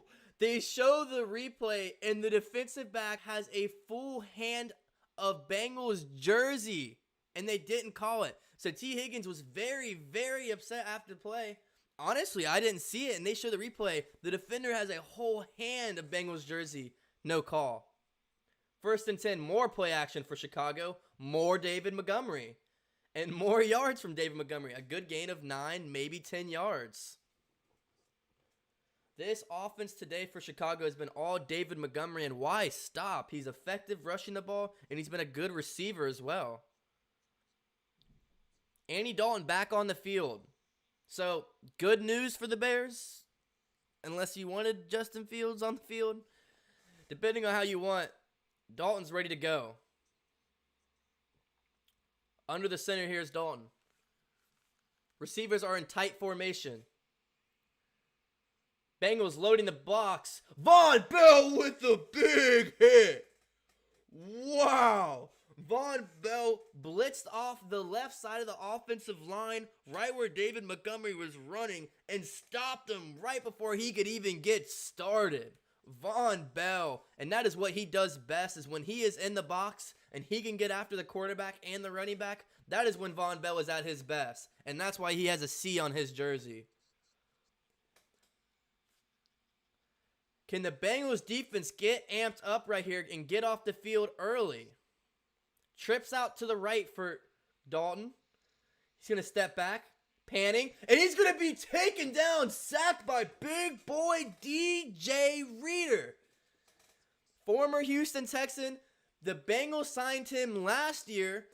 I believe he tore his ACL or MCL or his Achilles. He only played a few games, missed the rest of the season. So Bengals fans didn't get to see who he signed. He's healthy, and he's had a great season so far, and he's going to wrap up Andy Dalton right there. And it's going to be a 3rd and 19. Andy Dalton does still have a little bit of a limp. Keep that in mind, Bears fans. Andy Dalton is not 100%. You can tell he's limping on the field right now. Trips to the right for the Bears again. Bengals playing soft here, only sending 3. It's going to be a reception to Darnell Mooney, who lays the shoulder down after the catch. Kind of steamrolled Mike Hilton right there. But it's not going to be enough for the first. It's only going to be about 7 yards, so it's going to be 4th and 13. Bears got a punt. And, I mean, you really have to respect Andy Dalton and the heart he has. He's out there limping. He's obviously favoring that leg, but he does not want to come off that field because he knows he's fighting for his job right now. Justin Fields, I'll tell you, he doesn't take that helmet off. I'll give it to Fields. He doesn't take that helmet off. He is ready at all times to come in here. A beautiful punt there by the Bears, and it's going to put the Cincinnati Bengals at their own 6-yard line. 7-0 Chicago in Chicago. 5:34 in the half. So, I mean, here we go. This is big right here. 5:34. This should probably be the last possession of the half. I believe Bengals have all 3 timeouts still. I mean, this is the golden drive. This is what they practice for, and this is where you score right here. Tie it up at half. Bengals need to piece together a drive, and this should be a long one because it's going to be about 90-plus yards. But that offense has to get going. There's been such a lack of momentum for that offense in this first half, and that's why they're scoreless. The Bears defense, has made a ton of great plays today. Khalil Mack, though, haven't seen much of him. I mean, he's had maybe a couple pressures off play action, but I don't even know if he's had his hands on Burrow yet. How we feeling? So once again, I'm going to ask 7-3 or 0. If you're on Facebook and or YouTube, I don't care. Type in 7-3 or 0. Let me know how many points the Bengals are going to get on this drive. They're going to score a touchdown, they're going to kick a field goal, or do you not see them scoring on this drive? 7-3 or 0. Spam it up in the chat. Spam it up in the chat, 7-3 or 0. But yeah, I mean, honestly, I respect Dalton so much because he knows he's fighting for his job, and if he comes off that field and sits out this rest of the game, he might be sitting out for the rest of the season. But we'll see if he goes to the locker room or what.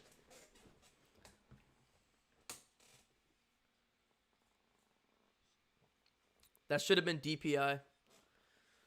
Yeah, I mean, you go back to the last drive with Higgins on 4th down. It was definitely DPI, but you can't rely on the refs. They want to sit there and throw flags over unsportsmanlike conduct, but they can't focus on the actual flag that matters, like defensive pass interference. You know? I don't really get it. Man, CJ said 0 for the entire game. Would like 7, but I think 3. 0, 3. All right, here we go.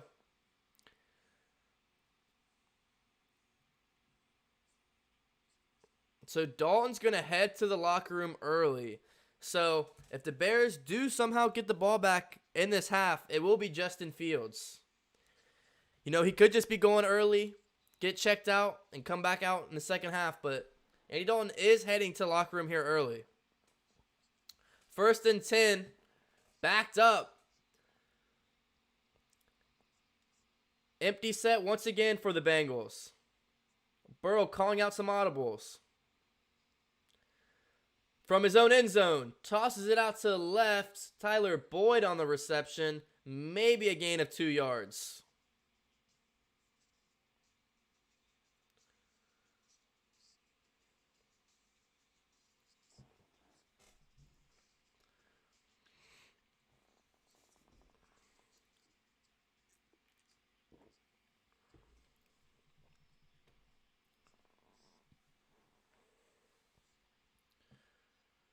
Second and 8 here. Burrow's going to be under center this time around.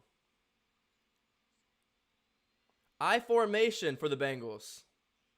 A run out to the left. Mixon. Nowhere to go. And he is wrapped up in the backfield. Robert Quinn, who has just been a monster so far this game, gets a huge tackle for loss there.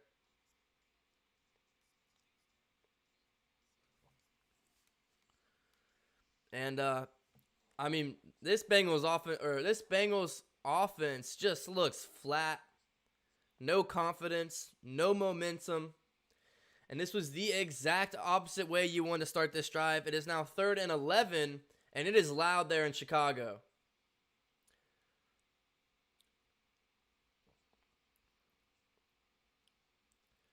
Burrow has some time to throw. He's going to get this one out to the right, and that's going to be a first down. T. Higgins for a gain of close to 15 yards. The T. Higgins special is just that out route. He's going to drive down close to 10 yards, hit that out route. I mean, that is the T. Higgins special, and I'm surprised defenses don't know that by now. I mean, he had so much space. It looked like it was zone. Shelley in coverage. He wasn't in the coverage, but I believe it was his assignment.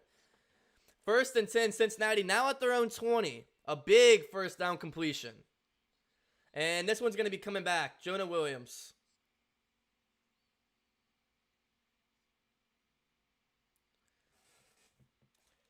So, for one of the first times in the game, the offense gets a little bit of momentum. And right after that big play, we're coming back. We're going back 5.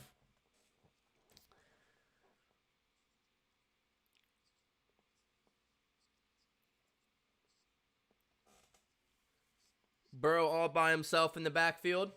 Now 1st and 15. T. Higgins over the middle. Nice little completion right there. Pick up about 7 or 8 yards right there. So we get right back where we were. It's going to be about 2nd and probably 8. 2nd and 9. It's going to be, they're really picking on number 20 here for the Bears. It's going to be Duke Shelley. Man of interest for the Cincinnati Bengals right now. That's who they're trying to attack. 2nd and 7, 2:40 on the clock. Mixon out to the right. He's going to hurdle a few players and get maybe 5 yards. 3rd and short. Clock is ticking. You need to pick this up right here. The problem is if you don't, you get the 2-minute warning and you get 2 timeouts for the Bears.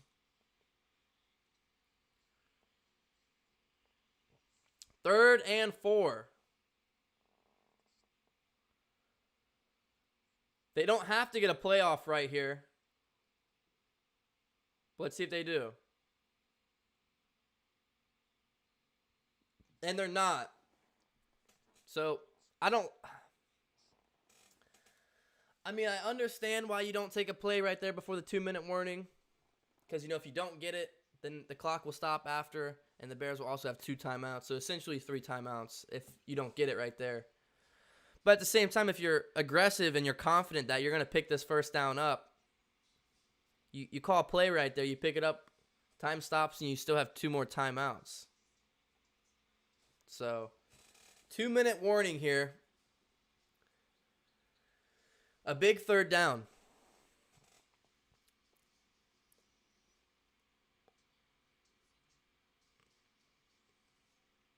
And like Drake said, he said, get ready for them to bring the rush.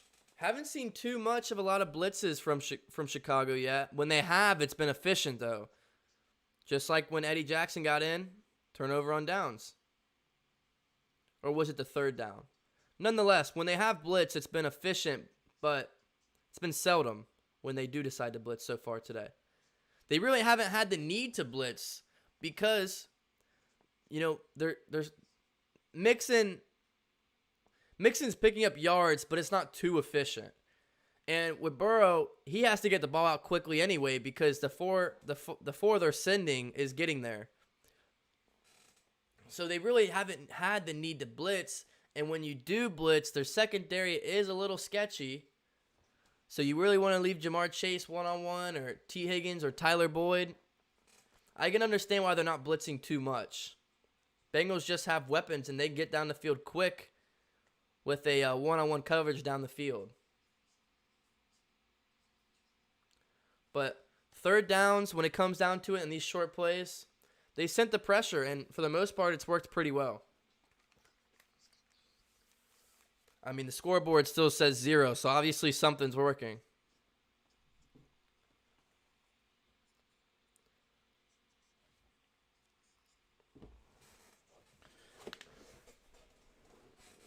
Let's check some scores across the league.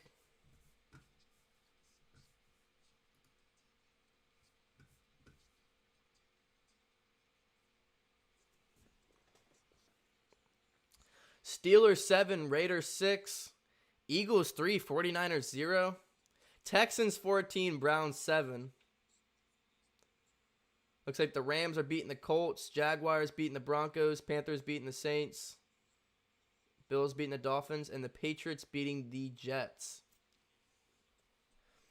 Back to the game. Empty set here for Cincinnati. 3rd and 4. Man-to-man across the board. Uber aggressive for the Bears right here. Sending the heat. And I don't even know what that was. They go for a slant route to Joe Mixon, and it was just bad communication. It hit the of the back of the shoulder pads of a Chicago defender. Wasn't even looking at the quarterback, but he still gets accounted with a deflection because it bounced off his back. No bueno. That is the opposite of efficient. When a defender can get a deflection by a football bouncing off the back of his jersey, usually not a good sign. So Bengals punt this one all the way to the Chicago 35-yard line. And I believe Justin Fields will get a shot right here. 2 timeouts. Yeah, with Andy Dalton in the locker room getting checked out for his leg, Justin Fields is going to get just under 2 minutes and 2 timeouts to try to piece something together.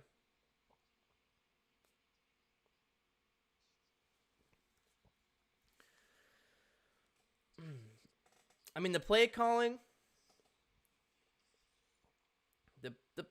for Zach hasn't been great, but it hasn't been awful.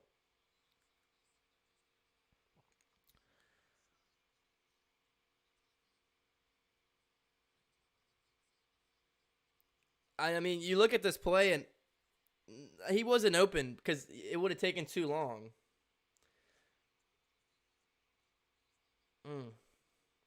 Justin Fields still without a completion today. 0 for 1. 1st and 10 from the Chicago 35. Can he piece something together here? They're going to start with a handoff to David Montgomery. Or that's going to be Williams, excuse me. Damian Williams. And a gain of nothing. They're going to go hurry up right here. 2nd and 10. Fields, pump fake, running out to his left. He's going to hop out of bounds after a gain of probably 5 or 6.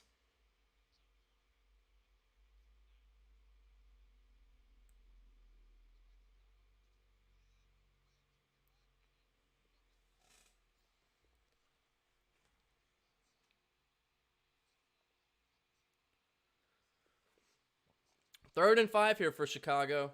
Justin Fields still without a completion. Let's see if he can get one right here. 1, 2, 3 remaining here in the half.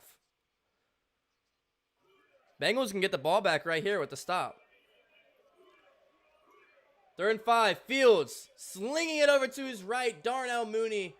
A big Bears first down. And he gets out of bounds to stop the clock. Pickup of 11. Bears first down. Nice throw by... That is a perfect throw by Justin Fields. Got it right where it needed to be. Stops the clock.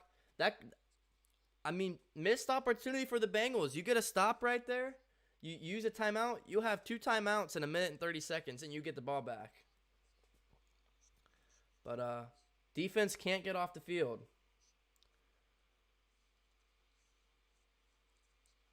Justin Fields, pressure is there, and pressure hits home.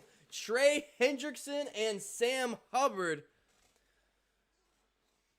And they're going to hit home and get that sack. Don't know who's going to be credited, but it's both Hubbard and Hendrickson. Coverage was beautiful by the linebackers in secondary. 2nd and 19. Chicago's going to hurry up here. What a catch. Did he stay in? I believe he was out of bounds. No, they're going to rule him in. So a timeout here, Chicago. I'm trying to see where this was on the field. It was a hurry up, and the camera crew wasn't ready for the play. Oh, that is out. That's gonna come back.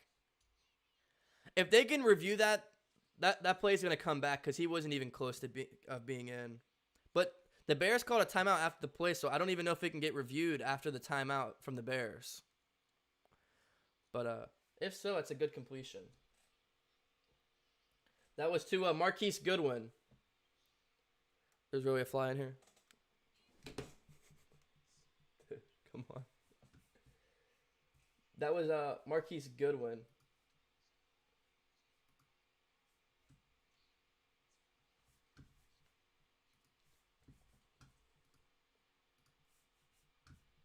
I'll tell you what.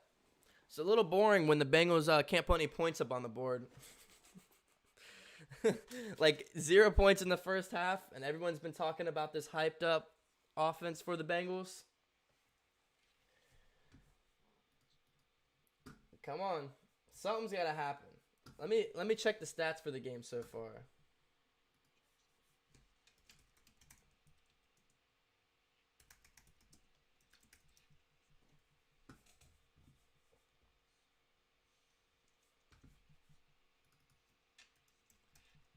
Gonna try to pull up some stats here.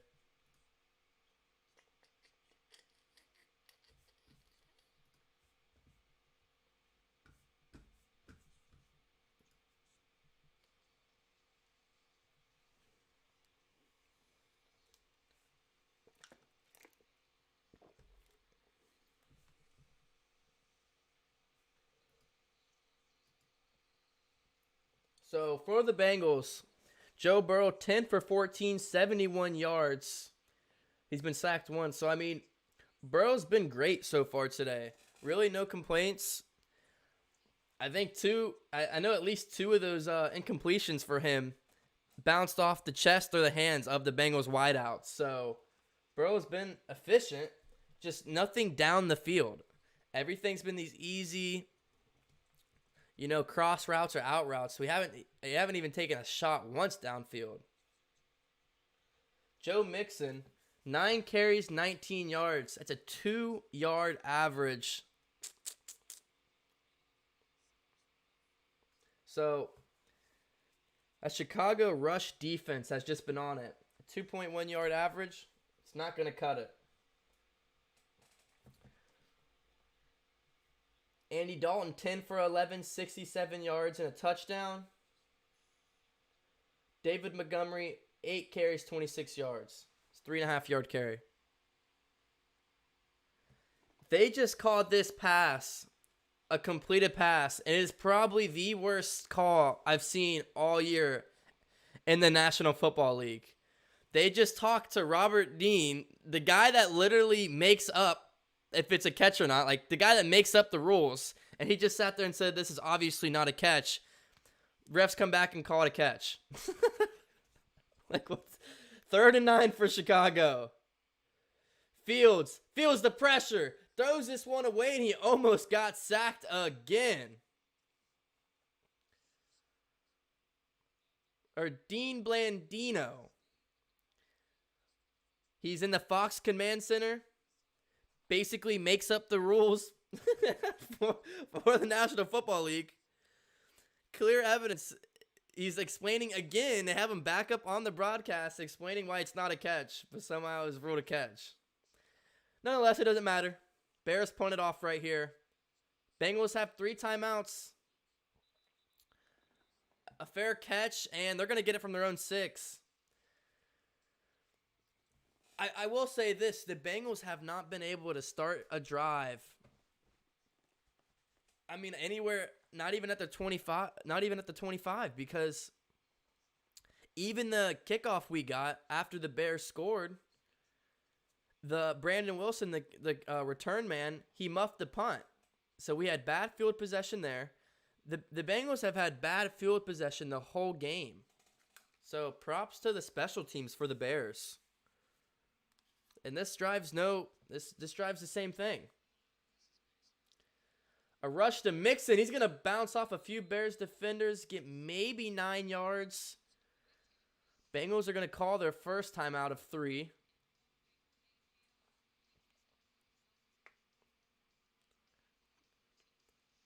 Texans, Browns tied up at half.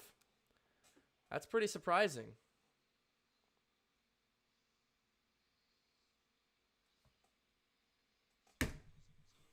Sorry, there's a fly in here. Oh, shit. So, waiting here for the timeout for the Bengals. I mean, you have such little time, but you have 2 timeouts. Take a shot here. I mean, that's one thing the Bengals have not done so far in this game is take a shot. 28 seconds left.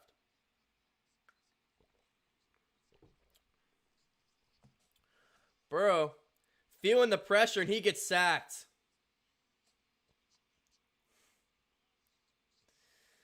Mr. Hicks, Mr. Hicks with the sack.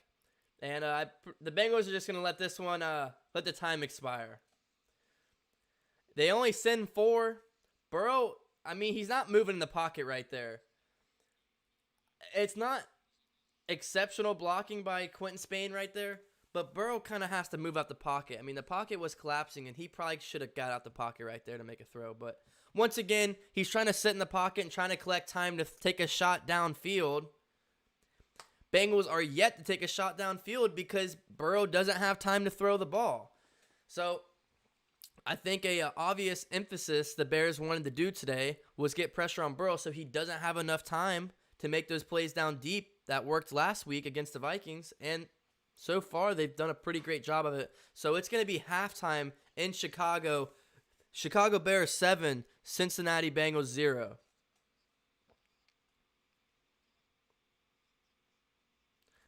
This 49ers-Eagles game, 3-0. That's crazy.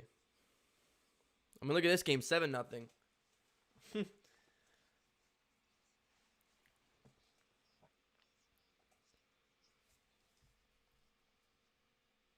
Looks like the Colts are losing to the Rams, but it's 10-6. Still anybody's game. The Saints coming off their smoking hot performance with Jameis Winston last week. And they're losing 17-0 to the Panthers at half. Boy, did they cool off. Wow.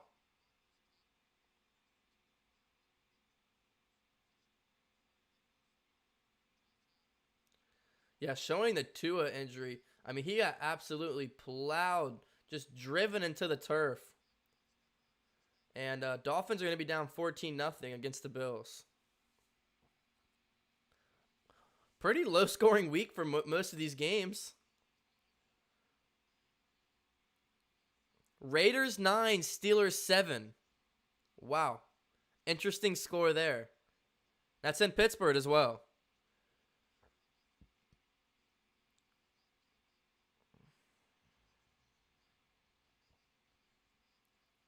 And once again, Browns are tied up with the Texans. They got 12 minutes left in the second quarter. That game is behind.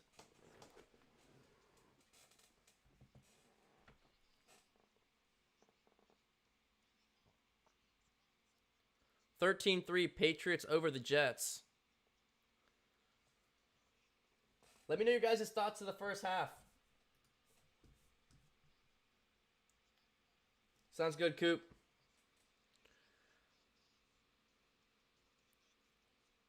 Broncos 10, Jaguars 7. So with that being said, with it being halftime, I'm going to go use a bathroom break real quick.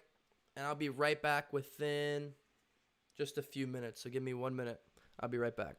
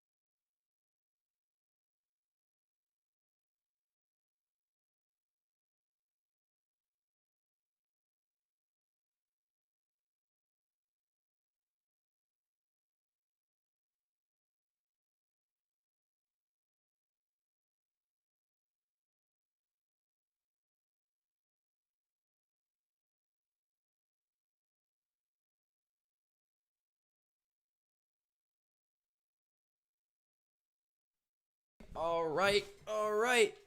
I'm back. Sorry to keep you waiting. I'm back. Still halftime. Yeah, so my thoughts so far. Officiating, the refs.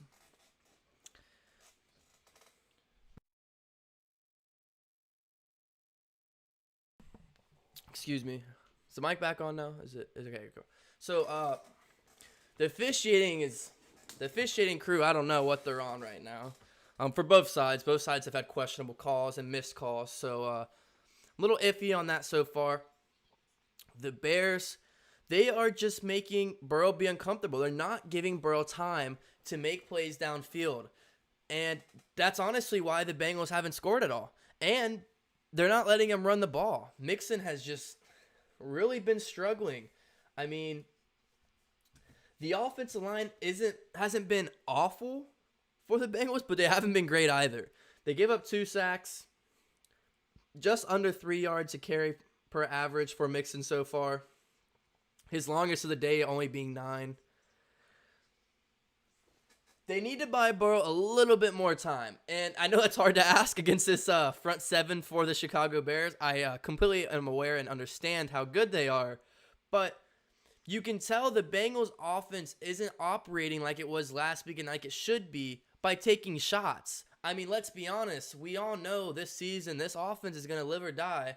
When Mixon can't step up, it's going to live and die by taking shots down the field with our playmakers. That's why you have T. Higgins, Jamar Chase, and Tyler Boyd. But when your quarterback can't buy 2.5, 3 seconds, you're never going to be able to take those shots downfield. And when I look at why this offense has 0 at half, that is why. The Bears are just doing a good job making Burrow get that ball out. If not, they're going to bring him down and sack him like they've done twice already today. Bengals defense, not too shabby. Honestly, not too shabby. I mean, they held them to 7. Offense really isn't helping them out. Bend don't break for both defenses so far in today's game. There should definitely be a few field goals. Bengals should have 1. Bears probably could have 2 by now. I mean, both teams should honestly have some field goal attempts by now at this point in the game. But both defenses have done a pretty strong job when getting close to that field goal range, really stepping up. So both defenses have done well on that. No turnovers yet, right? No turnovers, so both teams doing a good job taking care of the football. I think at the end of the day, who wins this game is whichever team can probably take more shots or establish the run.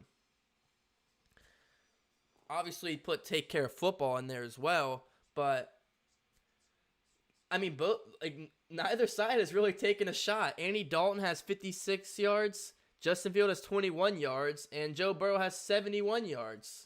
So, neither team has eclipsed 100 yards. Is it total? Well, Bengals have 57. Let me, is this right? So, Burrow has 71 yards, Mixon has 28. Dalton has 56, Justin Fields has 21. Montgomery has 26 rushing, Dalton has 20. So they might be around 100 total yards each for both teams. Somebody's going to have a breakout play. It's only a matter of time until somebody gets a big shot downfield. Someone makes somebody miss, makes a big play downfield. I think who wins this game is whichever team can make whichever can make a big play here in the second half. Someone's got to open this up. Or can cause turnovers. The person that caused the turnover could change the entire face of this game, could add some momentum, some chemistry. That is exactly what one of these teams need right now. The Bengals had the turnover on downs. Well, I guess so did the Bears had one too, I assume. But, somebody's got to really step up and change the face of this game. And this is anybody's game right now. Honestly. I will say one thing. The Bengals need to try to slow down Robert Quinn. 2 tackle for losses, a sack, QB hit. He's having a pretty good game so far. They need to keep targeting Duke Shelley. Duke Shelley is the corner that was just getting torched, and for some reason they shied away from him, but they need to attack Duke Shelley. And the Bears, they should probably attack Eli Apple. Eli Apple had a good deflection or two, I believe, but For a little bit, they were going after him. Shadobi Awuzie gave up that touchdown reception. So it looks like they credited Hubbard and Hendrickson for both a half a sack on that one play. And then DJ Reader has a sack as well. Von Bell a pass deflection. Eli Apple a pass deflection. A couple QB hits. 4 QB hits for the Bengals. 3 QB hits for the Bears. I mean, this is a pretty well-balanced game. Just being honest. Another thing is the Bengals special teams, like Brandon Wilson, we can't be muffing kick returns. Like, either take a damn knee in the end zone when it comes to you or go make a play. But we can't have you muffing. I mean, this game's too close for that. The Bears have way too good of a roster to muff a kick and have stupid plays like that and still win. Bears are too talented for that. So, I mean, if you missed it, you might be wondering what's the touchdown of the game. It was just a quick throw to Allen Robinson. He's a beast. We all know how good he is. Personally, if you're a Bears fan, I'd kind of like to know your opinion on Allen Robinson and the Bears. I know they kind of had a couple hiccups the past few seasons, or him possibly leaving and then coming back or whatever that situation was a while ago. But he's a good player nonetheless. But I guess the biggest question mark heading into the second half of the game, is it Dalton or is it Fields? If you're unaware, Dalton got hurt in the first half. He ended up going to the locker room earlier than everybody else. And I haven't heard an update yet of what's going on with that situation. So this might be a Justin Fields offense for the rest of this game. And while we're at halftime, I'm going to take a bite of this, so excuse me. Thank you, Todd, for liking the stream. If you want to be like Todd, please leave a like on the stream. Hit the subscribe button. It'll pop up with your name. Join the family. And follow me on my socials. I highly, highly appreciate it. As we're getting ready for kickoff, what the Cincinnati Bengals will be receiving in the second half.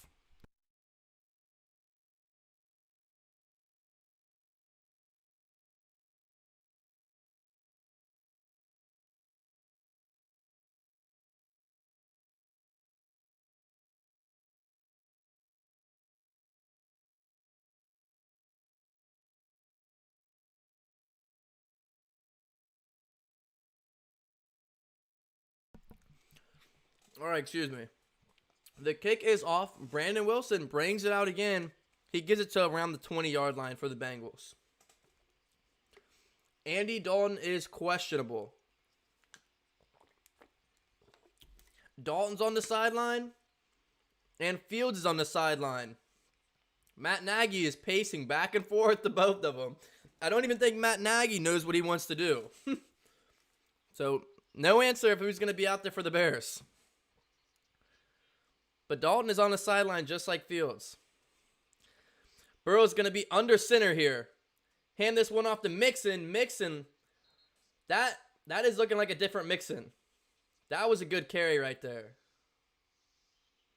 That was a good carry. That was only about 5 or 6 yards, but that was a strong, elusive, and quick run for Mixon. Totally different Mixon than what we saw in the first half. 2nd and 5. Mixon still in the backfield.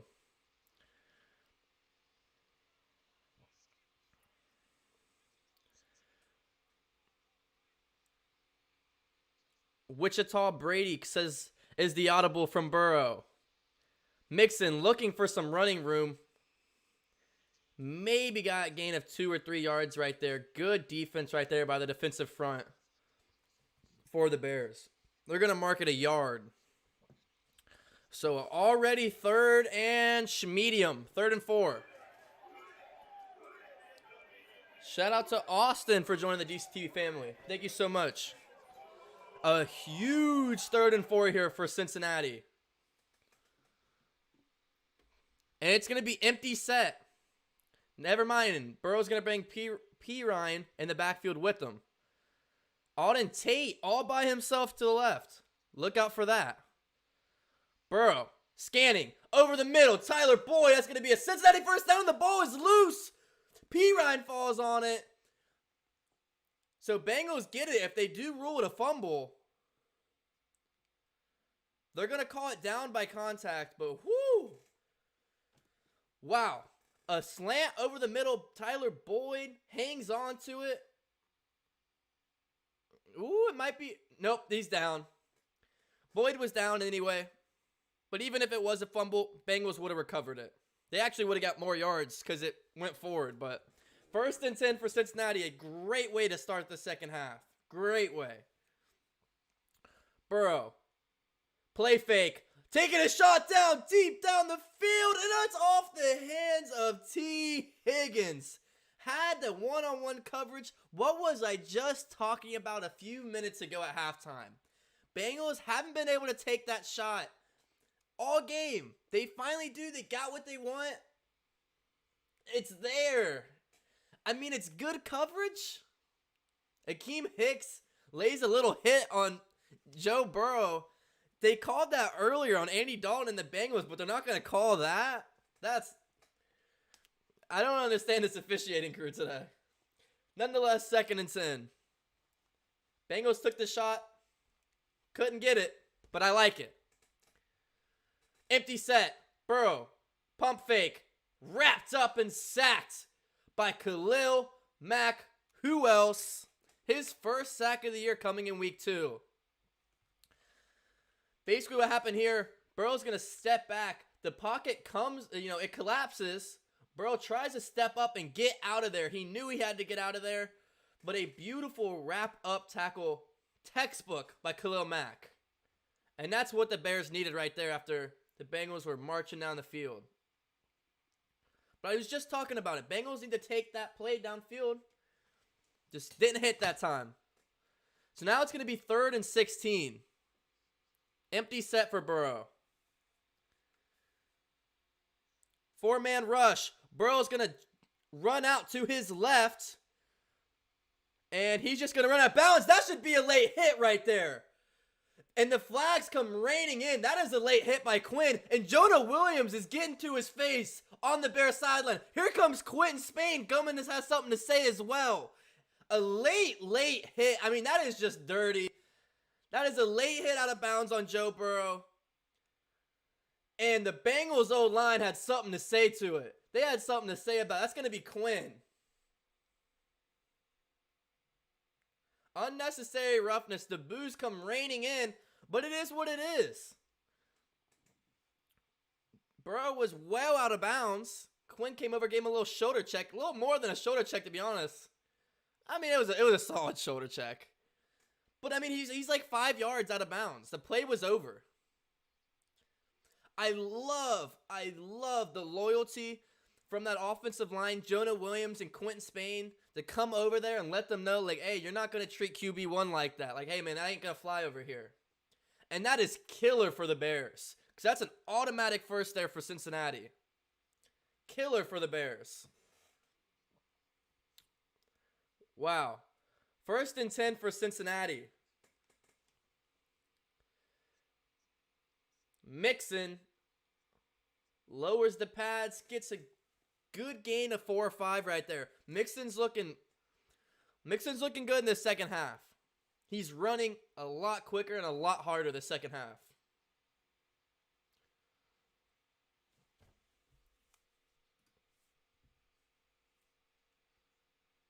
Yeah. Cincy Edits says someone gave Mixon a pep talk. I think you're right on that one, because this is a different Mixon than what we've seen all day. 2nd and 5 here. Carry out to the right. Mixon, he's going to hit the edge, and he's going to have a first down and more. Mixon is just looking fantastic this second half, and another Cincinnati first down. This time it's going to be on the edge. The Bengals have really focused just going straight up the middle the whole game, but this time they get to the edge. Great blocking by T. Higgins. Mike Thomas, the receiver as well, getting downfield and laying some blocks. Great blocking there by Cincinnati.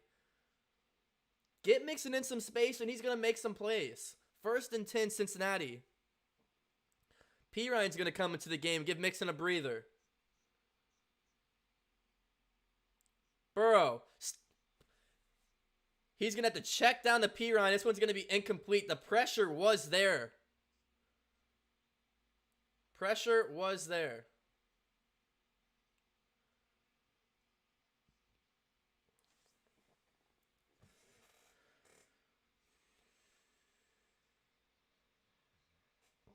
And after the Bengals took that shot downfield, and that easily could have been a touchdown if that would have connected, Bears, their safeties are playing pretty far back now. Eddie Jackson and them are really down the field, making sure nothing gets behind them. So they took note that Bengals are going to try to take some shots this half. 2nd and 10. Close to field goal range. And another Bears sack. He came in untouched. Roquan Smith. Untouched. Steamrolled Burrow. I don't think anybody even tried to pick him up. Let's see what happens right here. Only sent for Riley Reef in La La Land. Caught sleeping. I mean, I don't know what Riley Reef is doing right there. They only sent 4, and he came in unblocked. Now it's 3rd and 18 from midfield. Once again, the Bengals getting field goal range or close to it in a sack.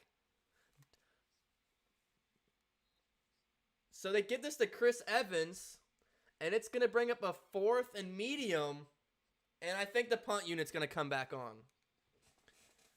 I mean, this is unacceptable. This has been the same story all day for the Cincinnati offense. They get about to the 38 to about the 45-yard line. Like, field goal, they're going to kick a field goal from here. I thought the punt unit was coming back on. Okay, this is 53. No, wait. This is 53. Evan McPherson, AFC Special Teams Player of the Week last week, the youngest in NFL history, is going to attempt 51 from 53 right here. From the right dash, it's up, and it is way good. Way good. If he's kicking like that, he could have made that from 60. He should have been kicking earlier when we had the punt. So the Bengals finally get some points on the board, and it's going to be a field goal by our rookie kicker, 3-7 Bears. So what I was saying before, because I thought the punt team was coming back on, the Bengals have done the same story all day. They get to about that 40-yard line where it's like a long field goal, but then you could punt and you can get them within their 5, their 10-yard line. And they get sacked, and then they get out of field goal range. Luckily, that play they made, the little dump off to the running back, got them in the field goal range that time around. But I'll say this. I mean, it was a good way to start the half. Obviously, you want to end with 6 right there, right? Like, you want to get a touchdown on that first drive. That's everybody's goal coming out of half, and you get the ball. You want to put points on the board. So they put points on the board. Unfortunately, it was only 3. But we'll take it. We'll take it. McPherson is looking to be a good pick. I mean, he just looks like it's easy for him. I mean, it looks really easy for him when he goes out there. He hit that one from 53. He probably easily could have made that from 60. I mean, did you see how much room he just looks so good out there. And as a Bengals fan, it feels so good to actually possibly have a reliable kicker. Something the Bengals fans don't know. But he comes in, gets 3. You get something on the board, you can't complain. That's what the Bengals need to do. They need to get points. But what I liked on that drive was the Bengals actually building some confidence and taking shots down the field. They should have been trying that in the first half. I'm excited that Zach Taylor actually tried to do something right there. Thank you. And with it being commercial break, I'm going to take a bite of this. Give me 1 second.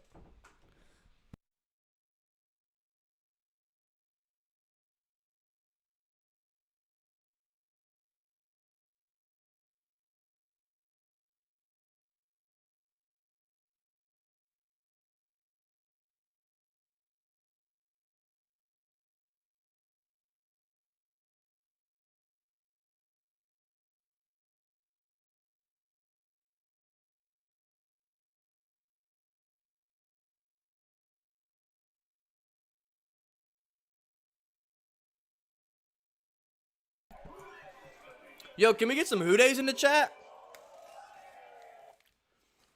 Shout out to Mason for joining the DCTV family. Can we get some Hoodays in the chat? I mean, come on. Bengals finally get some points on the board. Can we get some Hoodays in the chat? This one's going to be kicked off right here. It's not going to be returnable. So who is coming on? Is it going to be Justin Fields or Andy Dalton? I believe it's Fields because they're showing they're just hyping it up right here. They're showing a bunch of film of Fields and his pathway to the NFL, and it is Fields. So I don't know what necessarily the injury is that Dalton is dealing with, but I think the rest of this game it's all going to be Justin Fields.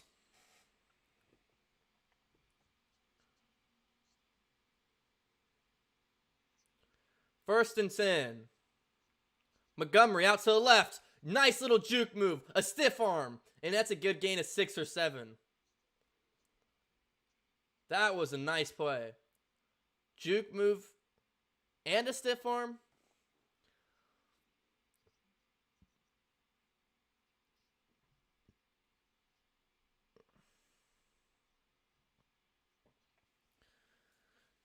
So Dalton is questionable. He is not ruled out. But, I mean, you might as well if he's not going to play the rest of the game, right?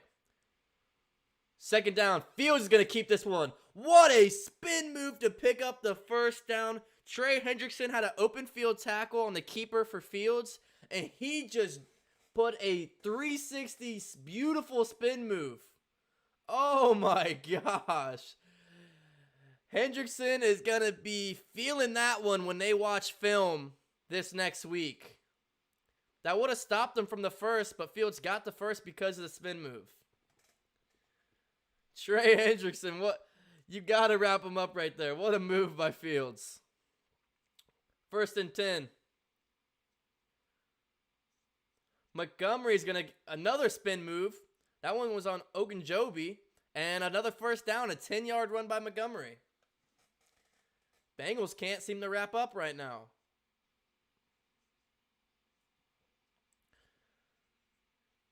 I've been saying it all game, but Montgomery is looking so elusive today. I mean, he is just bouncing off of defenders with ease. So elusive today. First and 10. Fields all day to throw. And he had Darnell Mooney down the field, but it's off his fingertips and incomplete.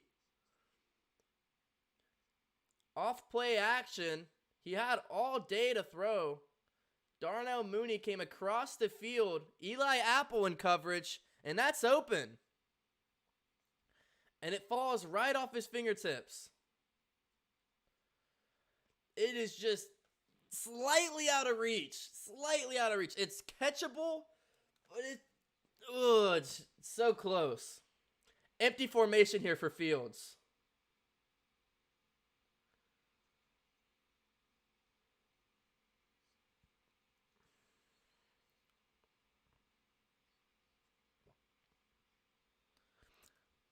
Dirty laundry on the field.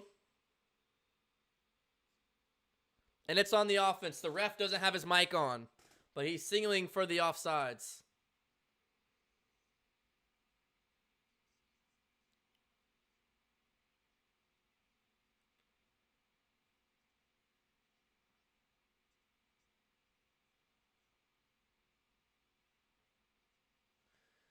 So that one's going to be coming back.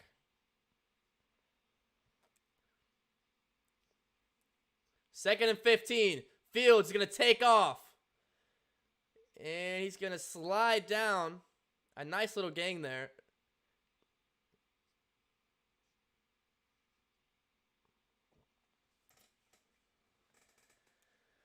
So, Bengals right there, send 3 defensive linemen, and then send Von Bell as well. So, in total, they send 4. But they probably are going to have to QB spy Justin Fields. It's going to bring up a 3rd and 8. So, a good job by Fields right there to make it manageable. 5:50 left here in the third. 3rd and 8. Pocket breaks down. It's a fumble. Trey Hendrickson hits the ball. And oh my gosh, Logan Wilson, you got to pick it up. They're going to drill him. And they're going to drill Logan Wilson. And you got to pick it up. What an idiot. What a boneheaded play. Trey Hendrickson comes off the blind side of Justin Fields. Smacks the ball out. The ball is out. Logan Wilson, instead of falling on it, tries to scoop and score it, and then can't pick it up. Oh, what a mistake by Logan Wilson. That's low-key selfish.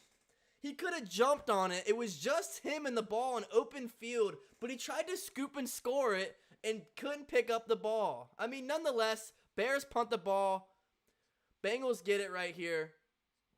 It's not the end of the world. It is not the end of the world because Bengals still get the ball right here.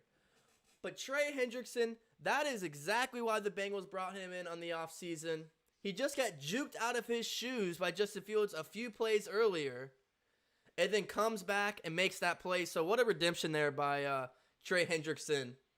But you got to dive on it. We would have had finally some good field possession for our offense for the first time today. All you had to do was dive on it instead of just try to scoop and score it. Oh, they're gonna get on him for that. There's 2 plays on that session that's gonna be tough when they're watching film. One was when Hendrickson got juked out of his shoes, or the spin move, gave up the first, and then that play right there. You got to jump on that. You can't try to scoop and score that. Got to jump on it. But hey, nonetheless, Bears have to punt. Bengals defense looks a little more lively, and the offense for the Bears seemed a little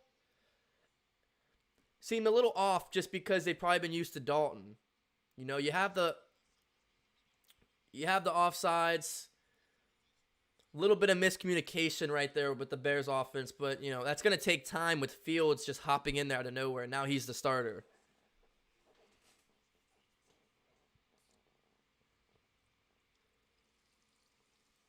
Let's check the chat.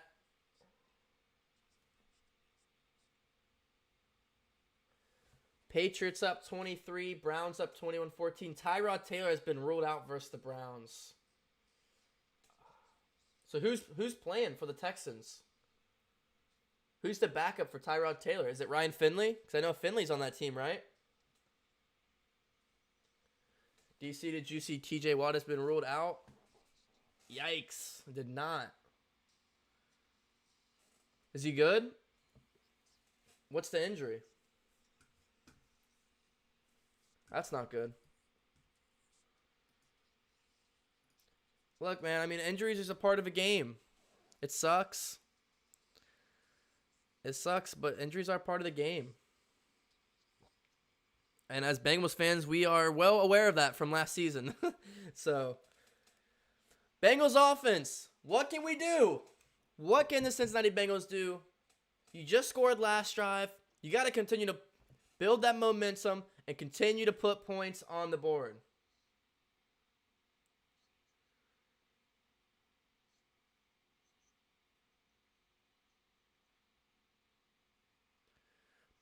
Five-man pressure. Burrow over the middle. What a throw to T. Higgins. He fumbles it. It's scooped up by Chicago. They're going to run to the 45, the 40, and he's finally tackled by T. Higgins. Oh, a throw over the middle for probably 15, 20 yards. Higgins grabs it. He starts to run, and it just pops right out. Eddie Jackson swiped it out. What a play by Eddie Jackson once again. What a play by Eddie Jackson right there. T. Higgins, good catch, coughs it up, and just like that, it's Bears football.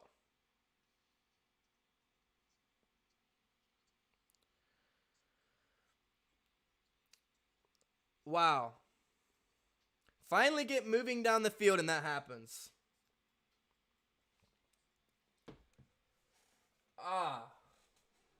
What an unbelievable play by Eddie Jackson right there.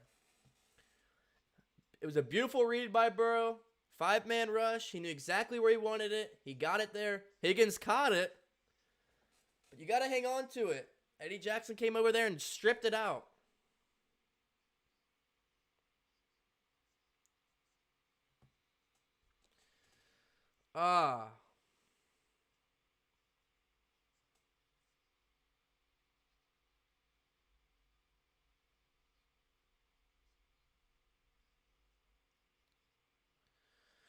First and 10 for Chicago. They're going to get it already at the Cincinnati 39.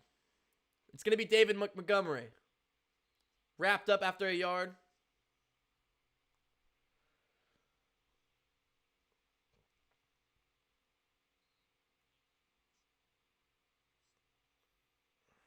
That was a great throw by Burrow. I mean, he got taken to the turf and still put the ball on Higgins. I mean, Burrow has been very accurate today. His weapons are just holding him back, which is just something you wouldn't expect. So it's going to be a 2nd and 8 here for Chicago. Fields under center. More David Montgomery football, but this time he ain't going nowhere. Tried to get him out to the edge. Couldn't quite get there. So a quick 3rd and 7 already for Fields in this offense. I believe they could settle for 3 where they're at right here if they do not pick this up. A big sack right here would be really nice. And this is probably the first game in a year where I haven't heard Jesse Bates' name being said once through one half of football. I haven't heard Bates' name said once all game. Not even a tackle.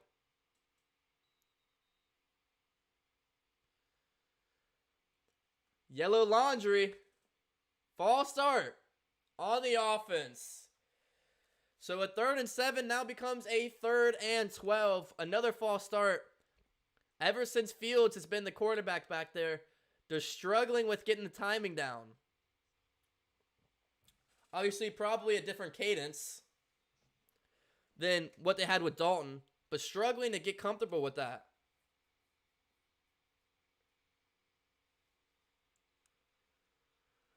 So that puts them out of field goal range. I mean, Cincinnati 42. Good throw by Fields and a broken tackle, and he's going to get a first. Oh, wow. Chidobe Awuzie, good coverage, man-to-man coverage with Allen Robinson. Robinson just sits on a curl route, maybe 4 or 5 yards, and then he does like a under-the-kneeth, like, boxing, like, sway, and just Chidobe Awuzie can't wrap him up.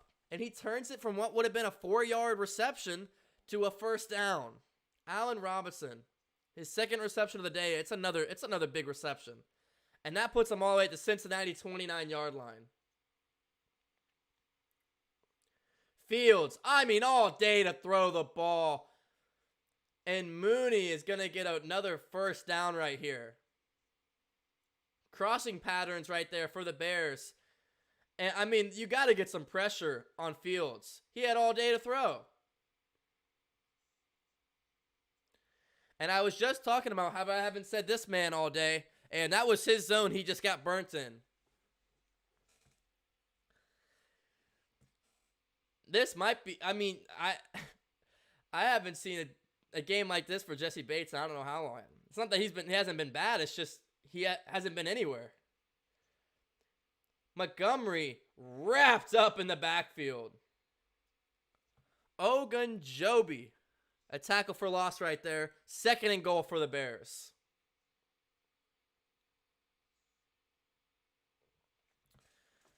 I don't want to blame that on Bates because, when you give any quarterback all the time in the world to throw the ball, eventually receivers are going to get open.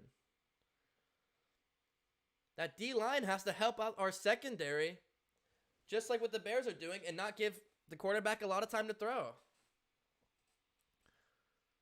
2nd and goal, about 11 yards out. Knocking on the door to score. Fields rolling out to his right. He's going to run. He's going to get to maybe the 5 or 6 yard line and step out. 3rd and goal for Fields.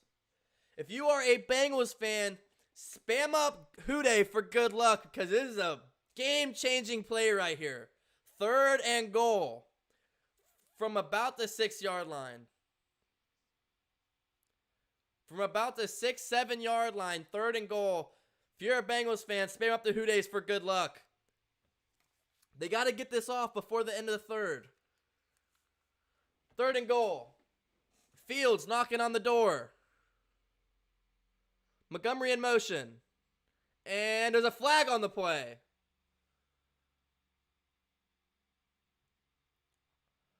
Another false start on the offense. It's going to back him up.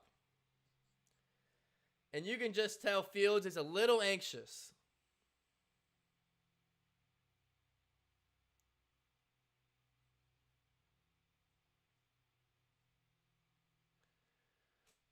The problem is Fields is a little anxious. He's expecting to get the ball sooner than when the center's hiking it. And when he's moving his feet. And you can't, you can clap your hands. You can try to get the cadence. You can try to get the ball. But you can't be moving your feet. You got to be set in place and ready to go. And he's already trying to go with the play before he even has the ball. And that's what the false start is on. So now it's going to reach the end of the third quarter. And the Bears are going to have a little bit of time to think this one over, what play they want to do here. So end of the third, biggest play of the game so far coming up. I mean, you can hold this to 10, you can keep this a one possession game right here by, getting a turnover or holding them to 3, or you give up a touchdown and, with the way this offense has been, you don't want to give up a touchdown right here. Something's got to give. Something's got to give right here.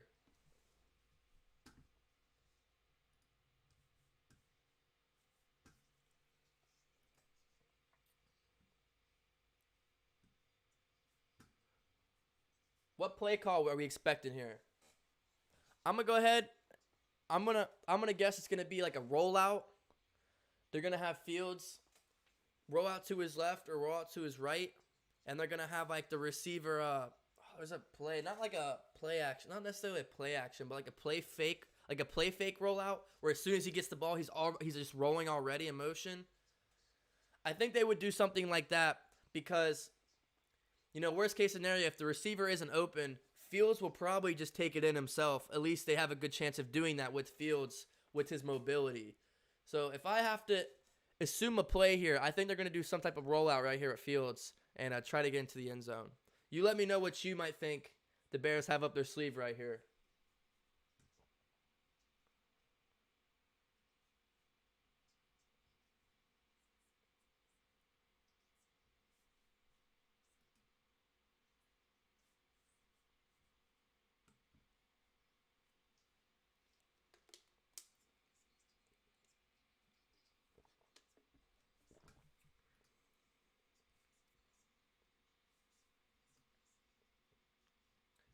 Panthers are still beating the scoreless Saints.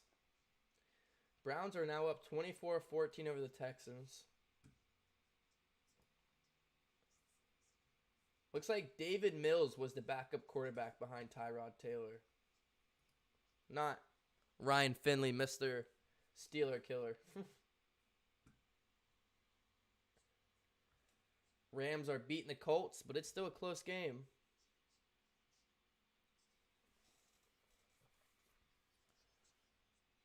Raiders are beating the Steelers 16-7. Hey, if there's something to be excited about, it's that. Raiders are still beating the Steelers. That makes this a little bit better. Yeah, I just saw your comment. Steelers losing 16-7. Should be happy with that. Definitely.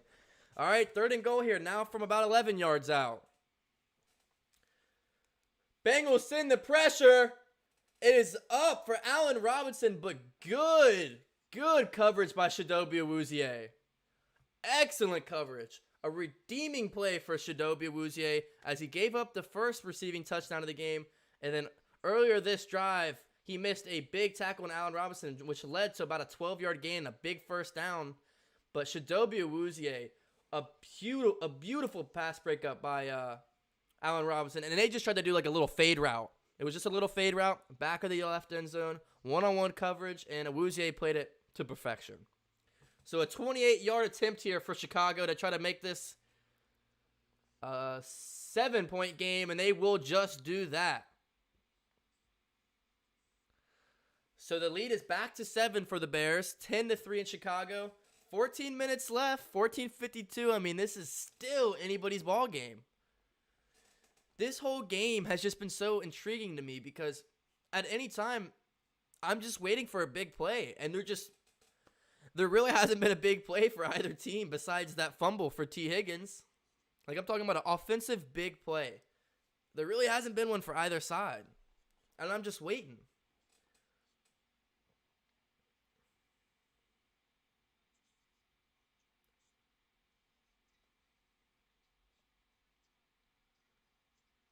David Mills is a rookie out of Stanford. Okay.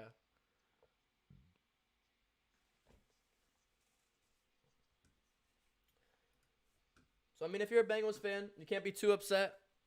You held them to 3. I mean, that's a whole lot better than giving up 6 right there. Not gonna lie, if we would have gave up 6 right there, I would have been a little bit worried, especially how this offense has been so far. Just hasn't been great. If you're in here, spam up that like button, hit the subscribe button, and join the DCTV family. I'd really appreciate it. We're on the road to 3K subs. If you'd like to follow me on my socials, please go ahead and do that. You can join the 513 Sports Discord, link in the description. If you also want to donate to the stream, there's also a link in the description. And get active in the chat. I want to hear your thoughts and what you're thinking about this game so far and maybe how you think it might end up.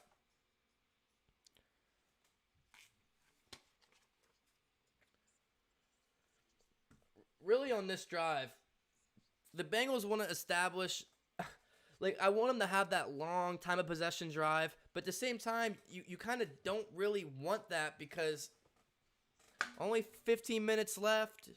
Even if you score a touchdown here, you're going to have to score more points to win the game. I'm more interested in a short drive, but get down the field fast, make a big play.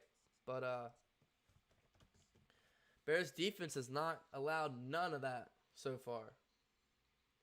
But the reason why I don't understand why the Bengals won't take another shot, I don't get why they won't, because the one shot they took, they had. It was there. They took that one deep shot down the field, this close to being a completion, and we just haven't tried it again since.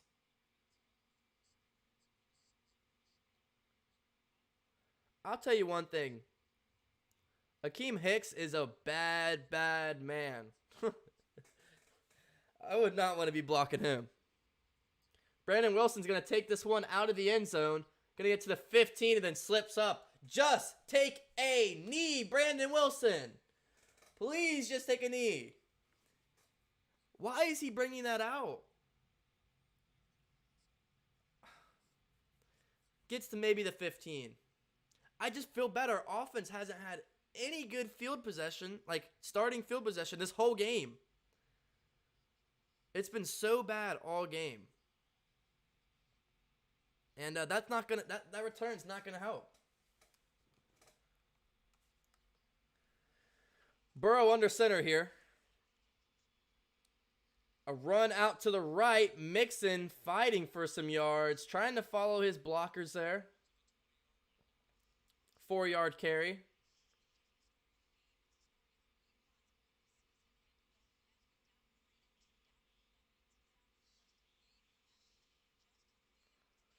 So it is confirmed. Dalton is out for the rest of the game. I think we all could assume that once they brought in Fields to start the half and Dalton was on the sideline. So Fields will finish this one out. 2nd and 7 here for Cincinnati. We're going to have some motion here with T. Higgins. Mixing up the middle. A solid tackle right there. But not until he picks up about 4 or 5 right there. That's going to be Jackson on the tackle.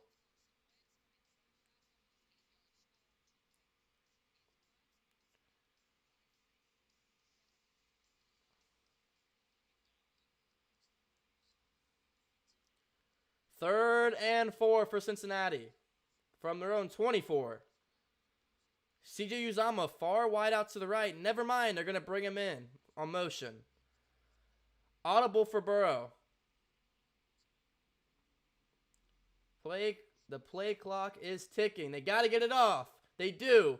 Burrow scanning, throws. An open Tyler Boyd. He gets down to the field. The 40. the 45, and he's finally wrapped up. Tyler Boyd. A beautiful in route right there, I believe it was. And it was Shelley again. He faked the in route, looked outwards. He faked the slant, went out. Beautiful play right there. Great execution. More audibles for Burrow. Thank you so much, Miss Selena Winters. Thank you so much for becoming a member. I highly, highly appreciate that. Mix it out to the left. He's going to break 2 or 3 tackles and then be wrapped up by Hicks, but not after he gets a gain of 5 or 6. Thank you, Miss Winters. Thank you so much.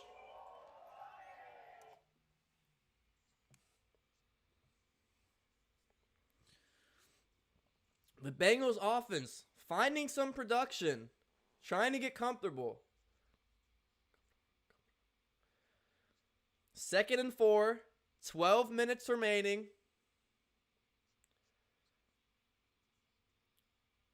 Finding that momentum.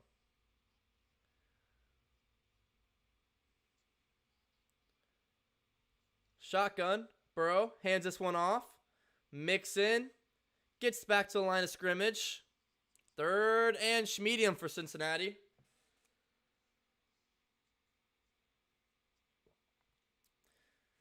Here we go. 3rd and about 4.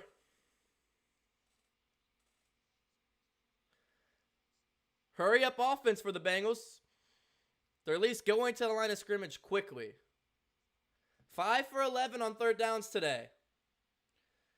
Can they make it 6 for 12? More audibles for Burrow.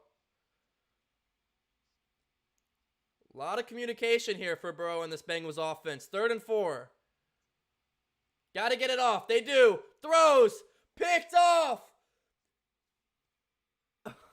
Roquan Smith is going to take this one to the house most likely. And he does. Pick 6 for the Bears. What a beautiful read. I don't know where Burrow was going with that, but it is a pick 6 for the Bears. And that is what the Bears needed to break this one open.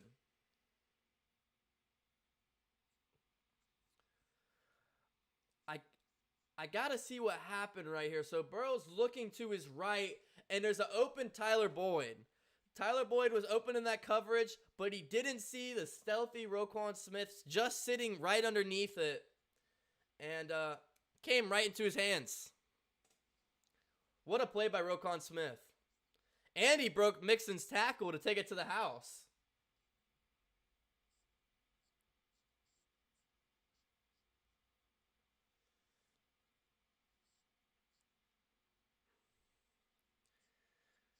You can't turn the ball over, but you can't let them score on the turnover. So, good thing for the Bears, drop 17-3. The bad thing is, well, now you don't get to see Justin Fields because the defense is playing offense for you. I mean, look, here's the thing, Bengals fans. Like, the Bengals, it's still possible to tie this game up and send it into overtime. But it's so extremely unlikely because they only have a field goal in 10 minutes.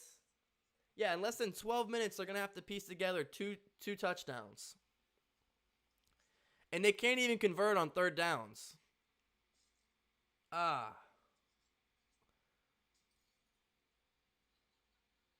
The Bears did score, yes. Roquan Smith picked it off and took it to the house. One-man job for Roquan Smith right there.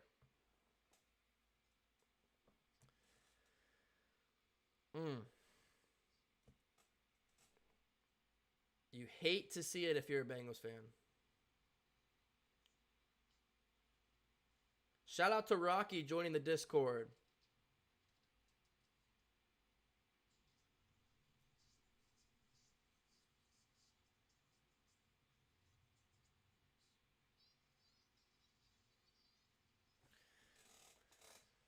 Oh, it's so tough.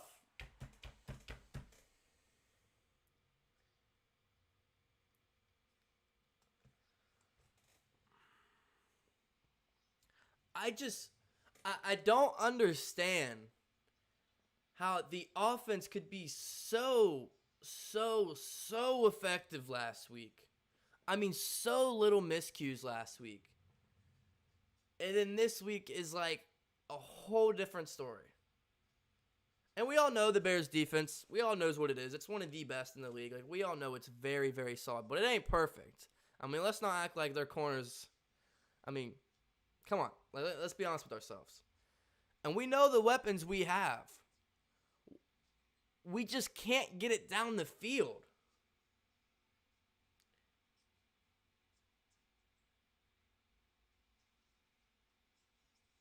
My shutout prediction probably seemed crazy at first, but now you see. I mean, it ain't a shutout, but damn near. I mean, a field goal ain't much better.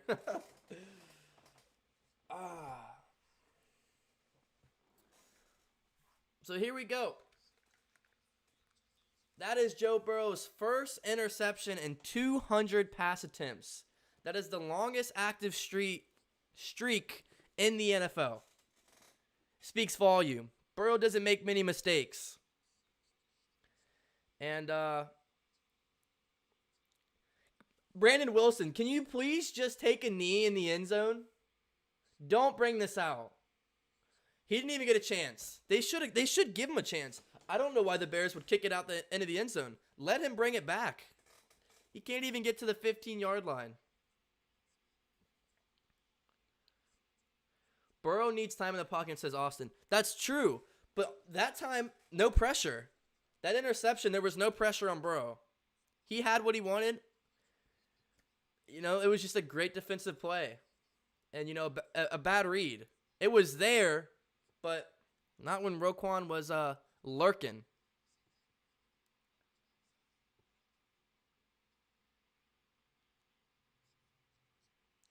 So 1st and 10, and Burrow's going to be under center here.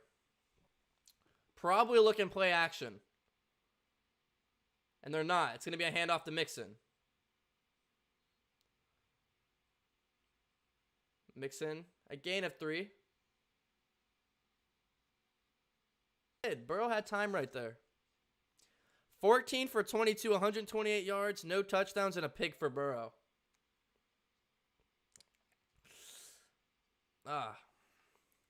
No bueno. 2nd and 7.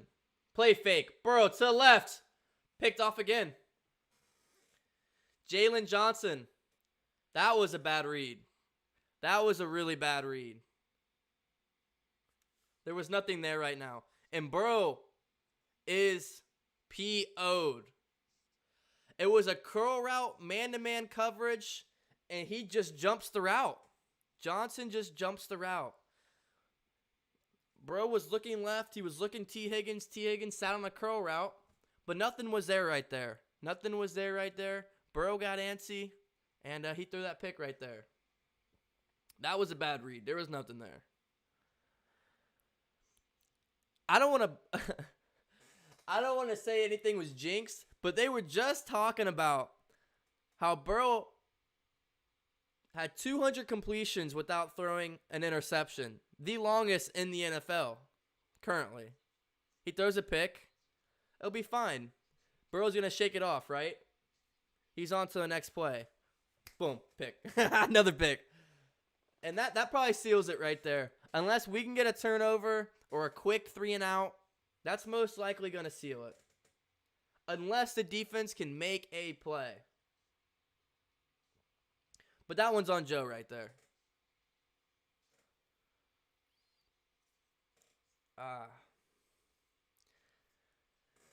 He just looks overwhelmed. If you're watching it or you possibly can't see it, Burrow's overwhelmed right there. You could tell he knows he really messed up on that last drive, giving up that pick six. Tell he was really anxious, and you could tell he wanted to move on and keep going. And he just forced something that, you know, didn't need to be forced. Yeah, I mean, like Drake said, he just panicked. Needs to relax, and he was looking like a show of himself right there. That's not the Joe Burrow we all know. I mean, Joe Burrow doesn't make choices like that. But no, they didn't score. They didn't take it to the house. They just picked it off. So -4 total points for the offense. Fantastic showing for the Bengals. I mean, yeah, that's a way to put it. I assume I was kind of confused where you got -4 from, but you pick 6 and then the field goal that actually counts. You're not wrong there.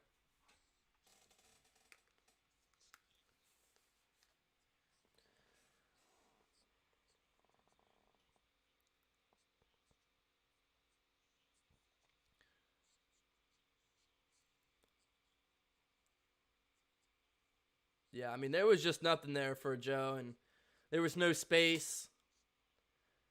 Burrow panicked a little bit, and now it's 1st and 10, Chicago. Montgomery getting wrapped up right there.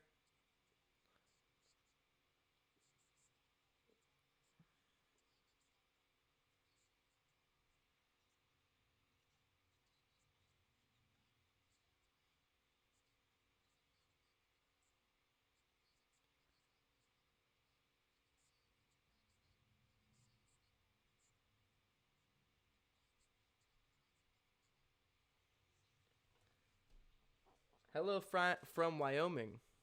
Hello. Justin Fields, 2nd and 9, launching this one towards the end zone.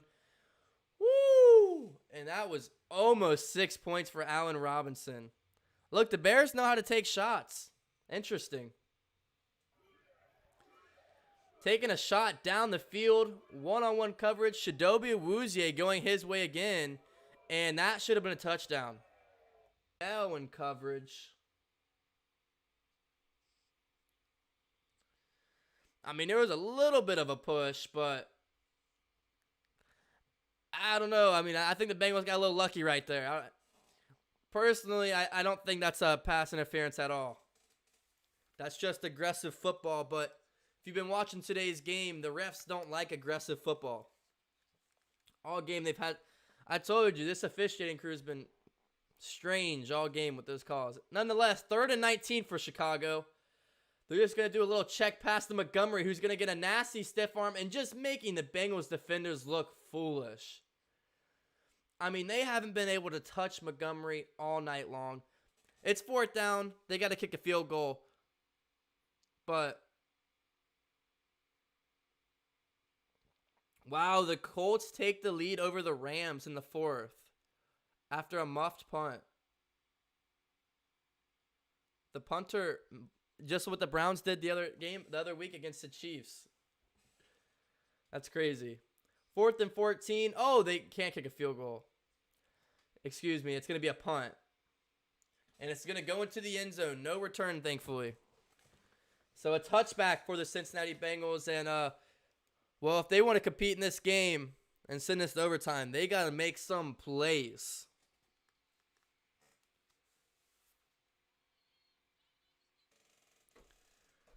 Where can you see on the screen how much time is left?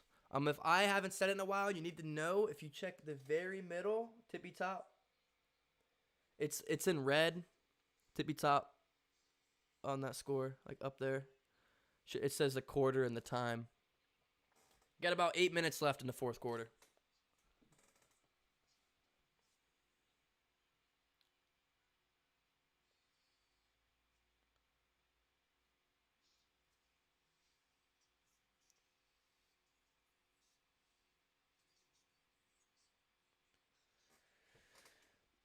Now, I mean, what am I looking for right here in this drive? I'll tell you what I'm looking for. I need to see the Cincinnati Bengals just put something together. Gain some confidence. It's been just an all-around bad offensive performance. Just all around. You just have struggled with a little bit of everything today. So at least, end of the game, piece together a drive, get 6 on the board. Just get into the end zone. Taste the end zone, you know. Look, a loss is a loss, right?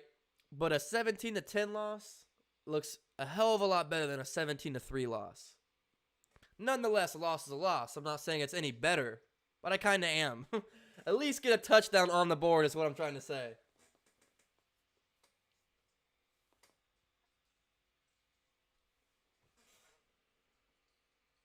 Rams first and goal after 47-yard catch. Rams are nice. Rams are nice this year. I'm glad the Colts are competing with them.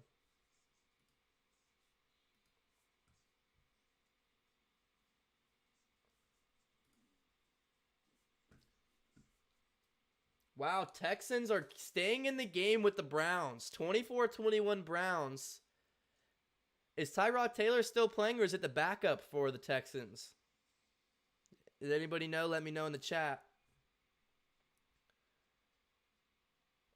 Oh, it looks like the Rams score already. 24-21. Rams are back on top. Bills 21-0 over the Dolphins. Patriots 22-3 over the Jets. 49ers 14-3 over the Eagles. Raiders 16-7 over the Steelers. Nice. Love to see that. 8:14 here, remaining in the game. 1st and 10, Burrow. And it's deflected and picked off by the defensive lineman. It is deflected and picked off by a defensive lineman. Angelo Blackson, a 6'4", 315-pound defensive lineman out of Auburn, picks this one off a deflection. Burrow, a lot of pressure, throws it. Ogletree, who is this? Let me see this. Ogletree deflects it. Ball is in the air, and it lands right into the hands of the big boy. And no, this isn't a nightmare or a dream if you're a Bears fan, but it is picked off again. And like once again, that's Burrow's fault. But the poor kid can't get a minute. There's a flag on the play. There's a flag on the play. Hold on. Never mind. They pick it back up and say there's no flag on the play anymore.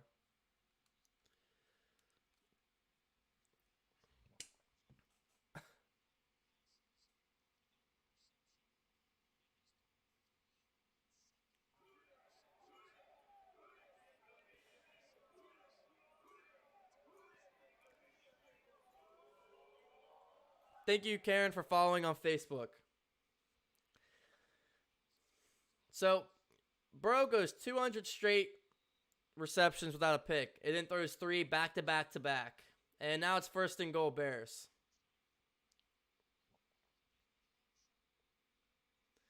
Speechless. Fields keeps it. And Chidobe Awuzie wraps up right there. Fields gets a gain of maybe 1 yard. Back to back to back picks for Joe Burrow.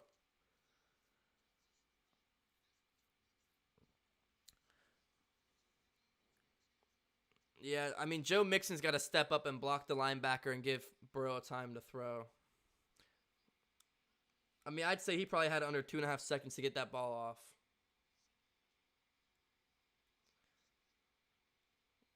Montgomery's going to get this to about 5 yards outside of the end zone. How many yards does he have on the day? Let's check it out. He's had a great game.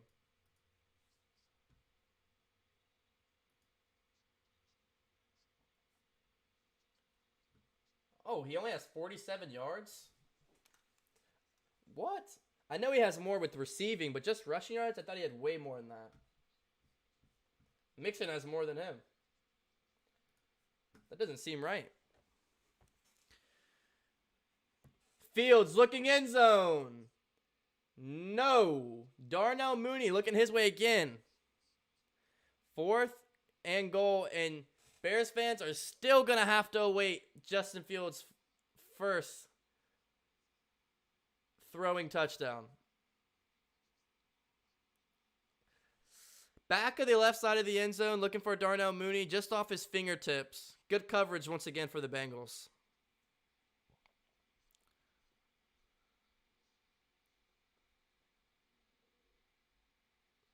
The Chicago Bears went 5 for 13 today on 3rd down conversions. A chip shot field goal, and it's going to make this game 20-3 with 6 minutes and 40 seconds remaining.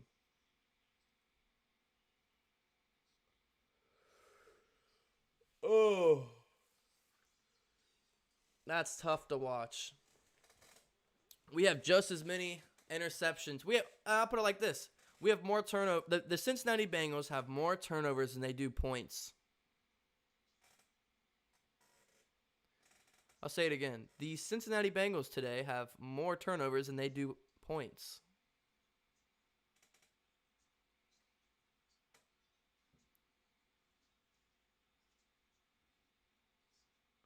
Yeah, I got you, Drake.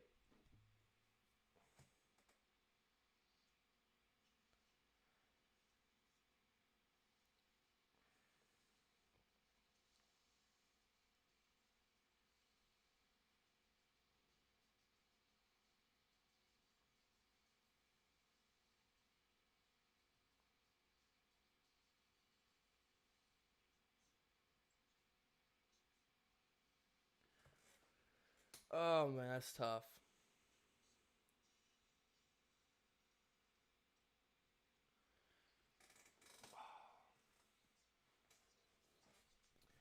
I mean, now, what am I looking for on this drive? Same thing. Just piece together something. Matter of fact, scratch that. What do I want to see this drive? For Joe Burrow to have at least 3 to 4 seconds to throw the ball in the pocket without getting tackled to the turf. Beginning of the game wasn't too bad. I mean, there's been some times where Burrow's had a little bit of time. But that defense just won't go away. They're in Burrow's face. And because of that, he's making some mistakes.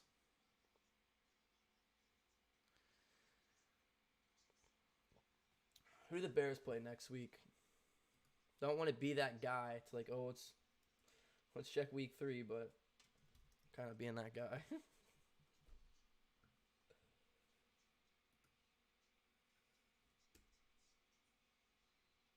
We'll load. So Bears got the Browns next week. That's going to be a good game.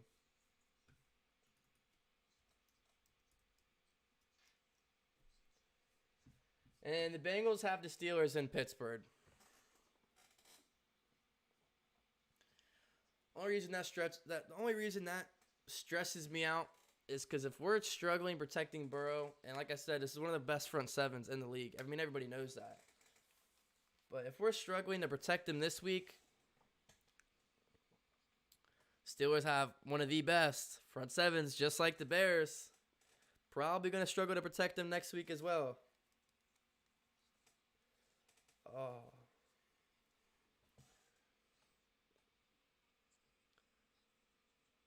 $20-3. Bears are going to kick this one off. 6 minutes and 40 seconds remaining. Brandon Wilson's thankfully not going to return this one.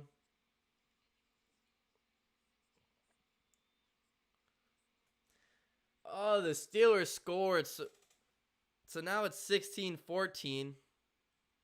Still 10 minutes in that game. Look, today's going to suck if Bengals lose and then the Steelers come back and win. Can the Raiders please at least win today?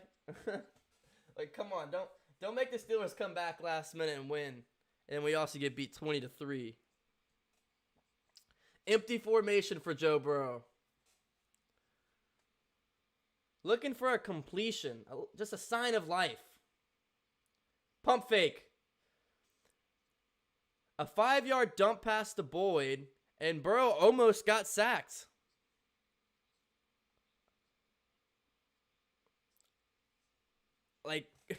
Burrow almost got sacked on that play. 2nd and 5.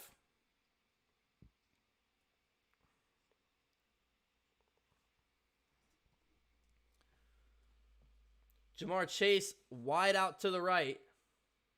It's going to be a screen that T. Higgins breaking tackles. He's going to get a Cincinnati first down.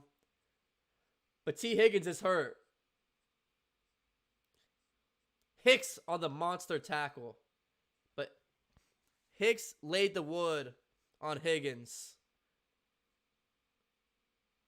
And Higgins is he felt that big hit by Hicks.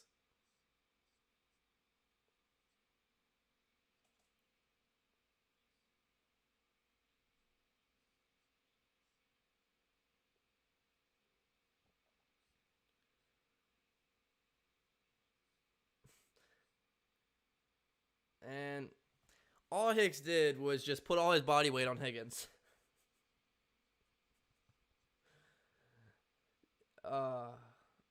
I mean, you gotta appreciate the downfield tackle by the big man, but he didn't hold back, throwing all 350 pounds on him on Higgins. Higgins gonna get out and walk to the sideline under his own, but I'm sure that knocked the air out of him with the near 400-pound Hicks dolphin diving on top of him.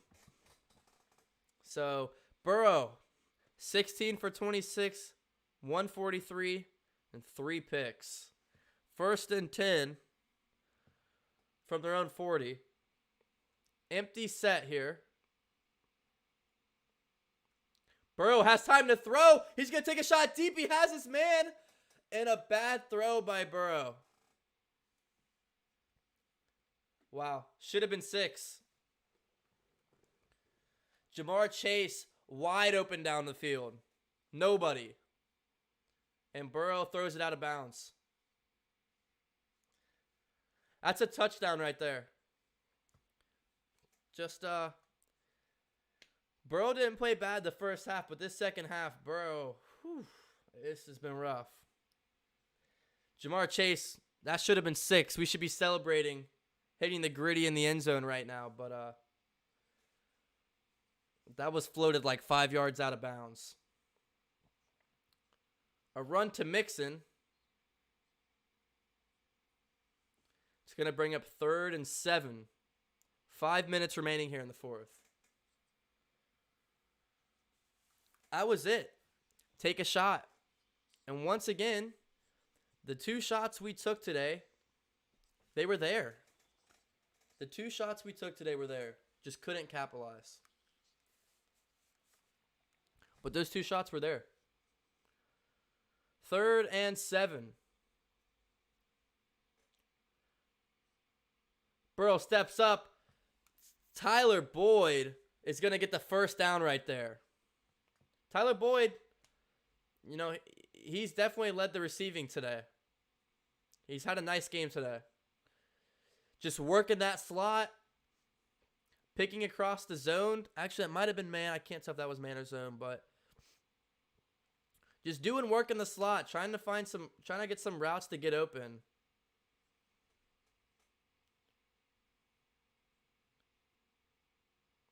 First and 10, 4 minutes left, and the Bengals are just taking their sweet time.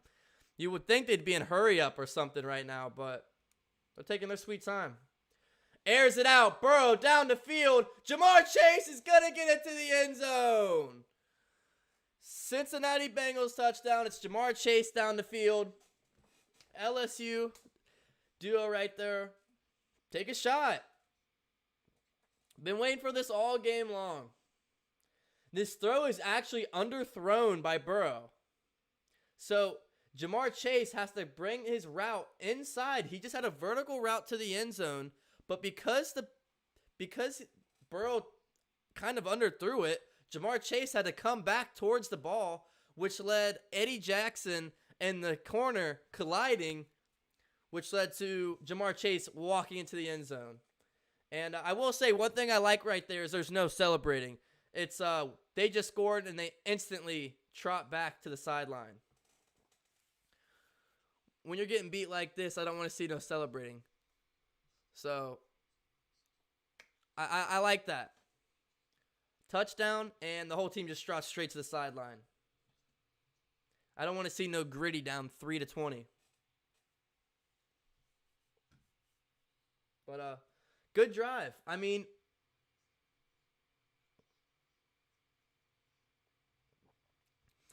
this is what we've been eating all game. I've been saying it all game. Take a shot. Take a shot. Take a shot. Just nothing. You know, and my thoughts on the play calling in today's game with Zach Taylor. I get why he's not taking too many shots because we can't buy Burrow anytime, but he's going to have to find a way to buy him more time to take shots down the field, because I think this is the only way this Bengals offense is going to be productive and really put up points on the scoreboard. I mean, I don't think we've ran play action at all this second half. And it was decently effective in the first half when they did try it. When they used it, it was pretty effective. I don't know why they shied away from it and just went straight empty set with no movement. Not sure.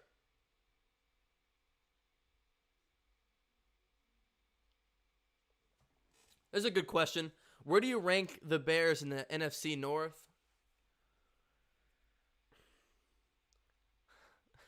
I might catch heat for this.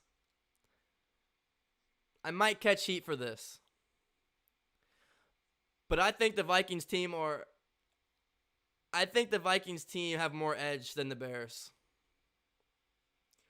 Just because of the QB situation in Chicago. I mean, look, you're winning 20-10 and you guys have 3 interceptions. That's not the greatest. And the Bengals defense isn't the best defense in the league. So, yeah, I know the Bengals just beat the Vikings and you guys are beating us. So, Drew, how the hell does that make sense? Personally, I just think the Vikings have more edge than the Bears because of the Bears QB situation. But if they can make up their mind with the QB situation and one of these guys can be a solidified stud, I think the Bears can they're going to compete, obviously. They definitely have a good chance of making the playoffs. But I'll put it like this. In the NFC North, Aaron Rodgers has one more year with the Packers, right? So we got one more year in the NFC North until it's anybody's division. I mean, technically the Packers lost, and it's anybody's division. But let's be honest. I mean, the Packers are going to clinch that division. Let's just be honest here. But after next year, it's anybody's once Rodgers leaves. So, I mean, I would rank it Packers 1, and then number 2 is really close between the Bears and the Vikings. And then obviously Lions last. So, I'll put it like that. Respectfully, you guys have a solid team. I mean, you handed the Bengals a pretty big L. But I don't trust this quarterback situation heading into late into the year. But best of luck, and hopefully they can piece it together. Because if so, you guys have a nice squad. I mean, you got Allen Robinson, who is so three-dimensional and can get down the field quickly, vertically. And it's picked off Logan Wilson! Logan Wilson with the pick. I'm just talking about your quarterback play, and Justin Fields throws a gimme to Logan Wilson, and now it's a game. First and goal for the Bengals. Logan Wilson pick. I don't know where the heck Fields was throwing this ball. Get some Houday hype in the chat. Okay, a beautiful, beautiful read by Logan Wilson. There was just a crossing route, and the receiver had space on Eli Apple, so Fields thought, okay, I'm going to let this loose. And Logan Wilson just last second started lurking and got that. And now the ball is on the Chicago 7, and we got a ball game. This is a ball game. First and goal. Need a quick touchdown here. Burrow throwing. Touchdown Bengals. T. Higgins. 17-20. 17-20. T. Higgins in the end zone. No celebrating. Straight to the sideline. We got a ball game. And this solidifies my argument. It's a 17-20 ball game, and Burrow threw 3 picks. I'm just going to say that. The stream thinking this game was over. Well, you have mistaken yourself. It is a 3-point ball game. Bengals have 2 timeouts. Finally say his name today. He laid a pretty big hit on Fields. He was, I guess they sent Jesse Bates blitz. He got into Fields' face, got the pressure there, and a good pick for Logan Wilson. And a beautiful throw for Higgins.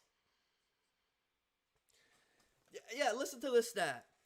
So Burrow goes 200 completions without throwing a pick. NFL record at the time, like current record. He then throws 3 straight picks. The next 3 plays, throws 3 straight picks. And then he throws 2 straight touchdowns. That's a crazy stat. That is crazy to think about. 200 straight completions, no picks. There's 3 straight picks. And then, after that, there's 2 straight touchdowns. Back-to-back touchdowns.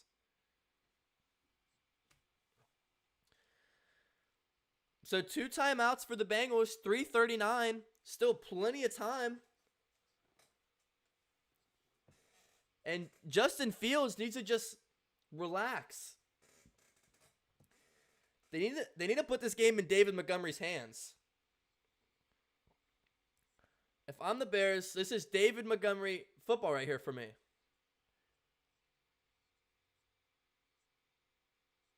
You don't want to make this too complicated for Fields.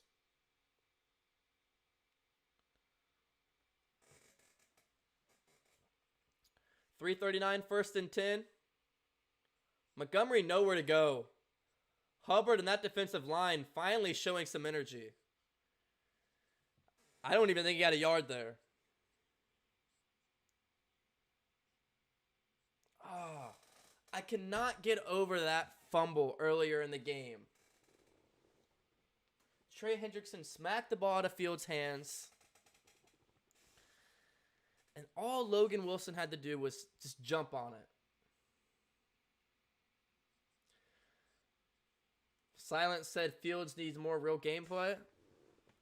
Yeah, I mean, Fields has a fumble and a pick so far. 5 for 12.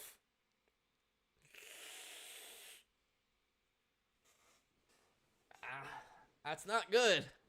Obviously, Burrow hasn't had a good game either, but 5 for 12, a pick and a fumble. I mean, I suppose it could be worse. 2nd and 9. Blitz is there. A big hit laid, and that is Jesse Bates. Nowhere to go. Nowhere to go. A completion for Fields, but a gain of 0. That was to the tight end right there, and Fields took a licking right there. Not sure who laid the hit on Justin Fields, but that pass rush got there, and it got there in a hurry. So 3rd and 9 here. 3 minutes left in the game. 3rd and 9. This is a big one. This is huge right here. Fields. Scrambling. Oh, he breaks out of the sack. Turns it upfield and gets a 1st down. Trey Hendrickson, you gotta wrap up. Trey Hendrickson had him. Had him for a sack. Oh. Justin Fields, the pocket was collapsing. He runs out to his left. Trey Hendrickson should have had him wrapped up.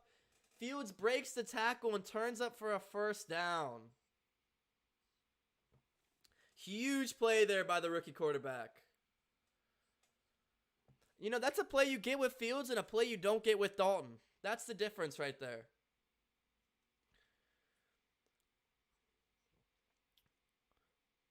This one's to Montgomery. It's a good carry. 5 yards, easy. 2-minute warning. So this is the game right here. Bengals have to get a stop right here. 2-minute warning, so that's going to be the Bengals. That's going to be a Bengals timeout, but the Bengals really only have 1 timeout. So this is the game right here.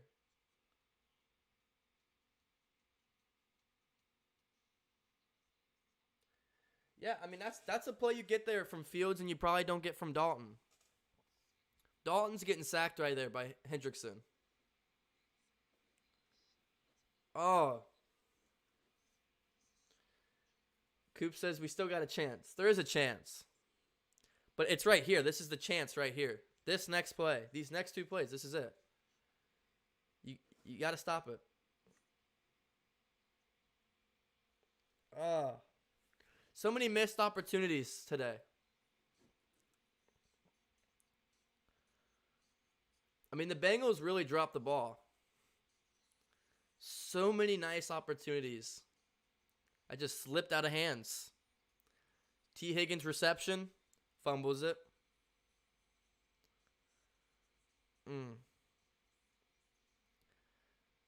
Forced fumble instead of jumping on it and getting the ball. And great field possession. They try to scoop and score, and Bears recover and get a good punt instead. Back-to-back-to-back interceptions. I mean, the list goes on.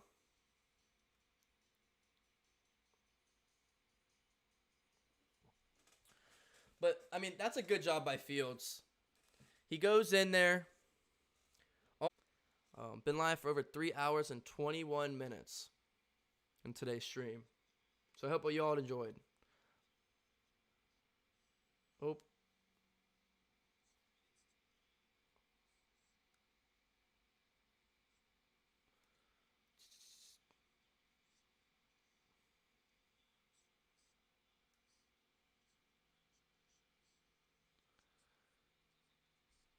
Oh. So this is the ball game, folks. This is the ball game right here. Oh, dude, why are they spamming that in the chat? Come on, dude. 2nd and 4. Montgomery doesn't. Oh, I think he got. No, it wasn't. It was Ogunjobi. Ogunjobi tackled him from the backside, so they're going down the field this way. Ogunjobi tackles him that way and pushes him over the first. So good job, you get the tackle, but you pushed him over the first down.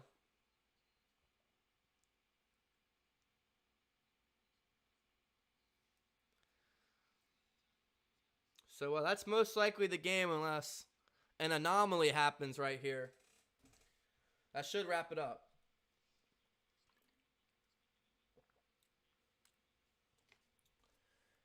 Victory formation for the Chicago Bears right here.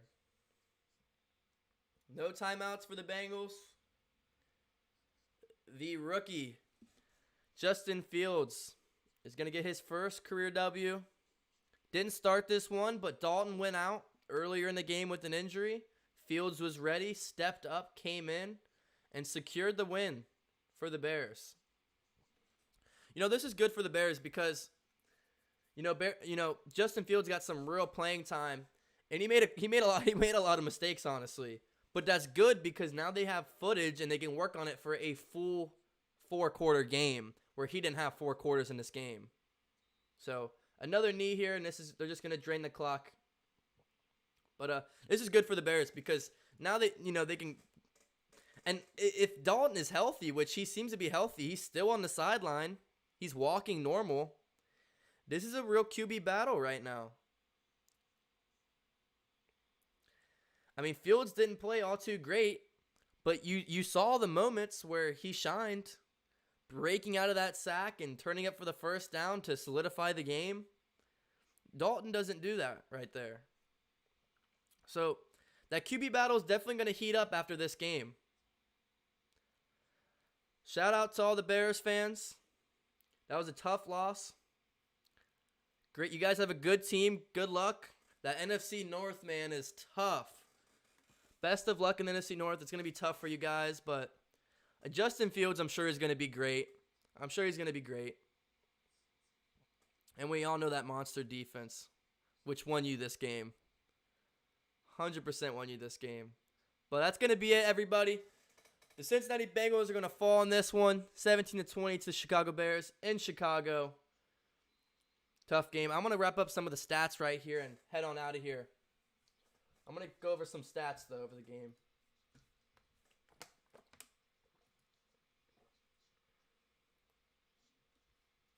So, Joe Burrow, 19 for 30, 207 yards, 2 touchdowns, and 3 picks.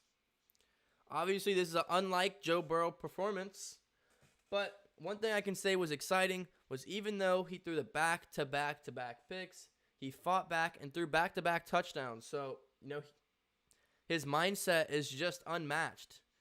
He's going to go out there and put on. Joe Mixon. Look, Mixon came out way too flat in that first half. That first half was not a good performance from Mixon. I mean, he just struggled. I get it. Front seven for the Bears is filthy. I get it. They're baller. They're good. So, I'm not expecting him to dominate, but 20 carries, 69 yards. It's a 3.5 average. Not too bad, but that third quarter, he came out, and that was a different Joe Mixon. That was the Joe Mixon you're looking for. So, congrats to the Bear fans, though. Enjoy it. Tyler Boyd, 7 receptions, 73 yards.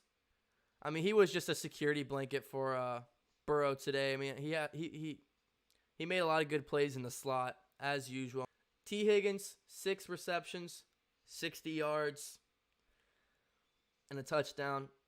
I would say he would have had a great game, but that fumble he had was killer. Outside of that fumble, T. Higgins played great. I mean, he even got hurt and then came back after that big hit and scored a touchdown. But, yeah, man, that fumble really costed the Bengals a lot in this game. Jamar Chase, 2 receptions, 54 yards, a touchdown. Hit him right in his hands. But he bounced back, ended up getting touchdown. And look, I like Jamar Chase a lot, but the Bengals need to find more ways to utilize him. We can't just utilize him as a deep threat. He's got to be more than just a deep threat. And I'm sure he will be, but the deep threat is nice, but in games like today, when we can't get the ball down deep because the offensive line can't block for more than 2 seconds, we got to find other ways to get Jamar Chase the ball. Whether it's screens, which we didn't do much of, or, whatever. If it's end arounds, if it's sweeps, whatever it is, we got to find more ways for Jamar Chase to get in space and make plays. You don't draft somebody in the first round and only expect him to only be a deep threat guy. CJ Uzomah, 2 receptions, 4 yards. Chris Evans, 1 reception, 14 yards. Mixon, a catch and 2 yards. Another thing is with Joe Mixon, he missed a couple pretty key blocking assignments on blitzing guys to protect Burrow. That second interception, it was a second or third, I believe the second. Burrow got blown up, and it was a blocking assignment of Mixon. It was the one where it was deflected off the linebacker. That shouldn't have been deflected. It should have been picked if Mixon would have correctly used or utilized his blocking. If he would have blocked that linebacker like he should have been in pass coverage or protection, that play doesn't happen. I also want to see Mixon get more involved in the receiving game. I mean, Burrow needs some security blankets. He needs some checkdowns. Mixon in space is just, we all know what he can do in space. So we got to get him the ball, and we got to get him in the ball, like not just rushing and receiving as well. So I'd like to see that more. The defense didn't do bad. They held them to 20 points, and the offense had 4 turnovers. You turn the ball over 4 times and hold a team to 20 points, that's not too bad. I really can't be too mad at that. So, they didn't do too bad. There was no outstanding performances. I mean, Trey Hendrickson had the sack and a half and the forced fumble, so I guess I'll give him that. But other than that, no one really stood out on the defense today, in my opinion. I mean, I guess Logan Wilson. I mean, he got that pick. He also led the team in 9 total tackles and a pass deflection. So I guess Logan Wilson had a good game. Hubbard, half a sack, 7 total tackles. Von Bell, 6 total tackles, a tackle for loss, and a pass deflection. So a really quiet game from Jesse Bates, though. A scary quiet game from Jesse Bates. Really, really strange how quiet he was today. And the Bears, best of luck. You guys have a solid team. NFC North is tough, but you guys will find ways to squeak out some wins just like you did today when you have your defense getting 4 turnovers and scoring for your offense. Keeping your offense off the field and your defense putting points up for them is what's gonna win you guys ball games. Bear down. But other than that, I'm going to wrap it up. Best of luck to Bears fans. DCTV family, thank you for tuning in. Please hit that subscribe button and stick around. Hit the notification bell. I'll catch you guys in other live streams. Hopefully, I'll be able to do this next week for another play-by-play and tailgate experience. Hope you guys enjoy.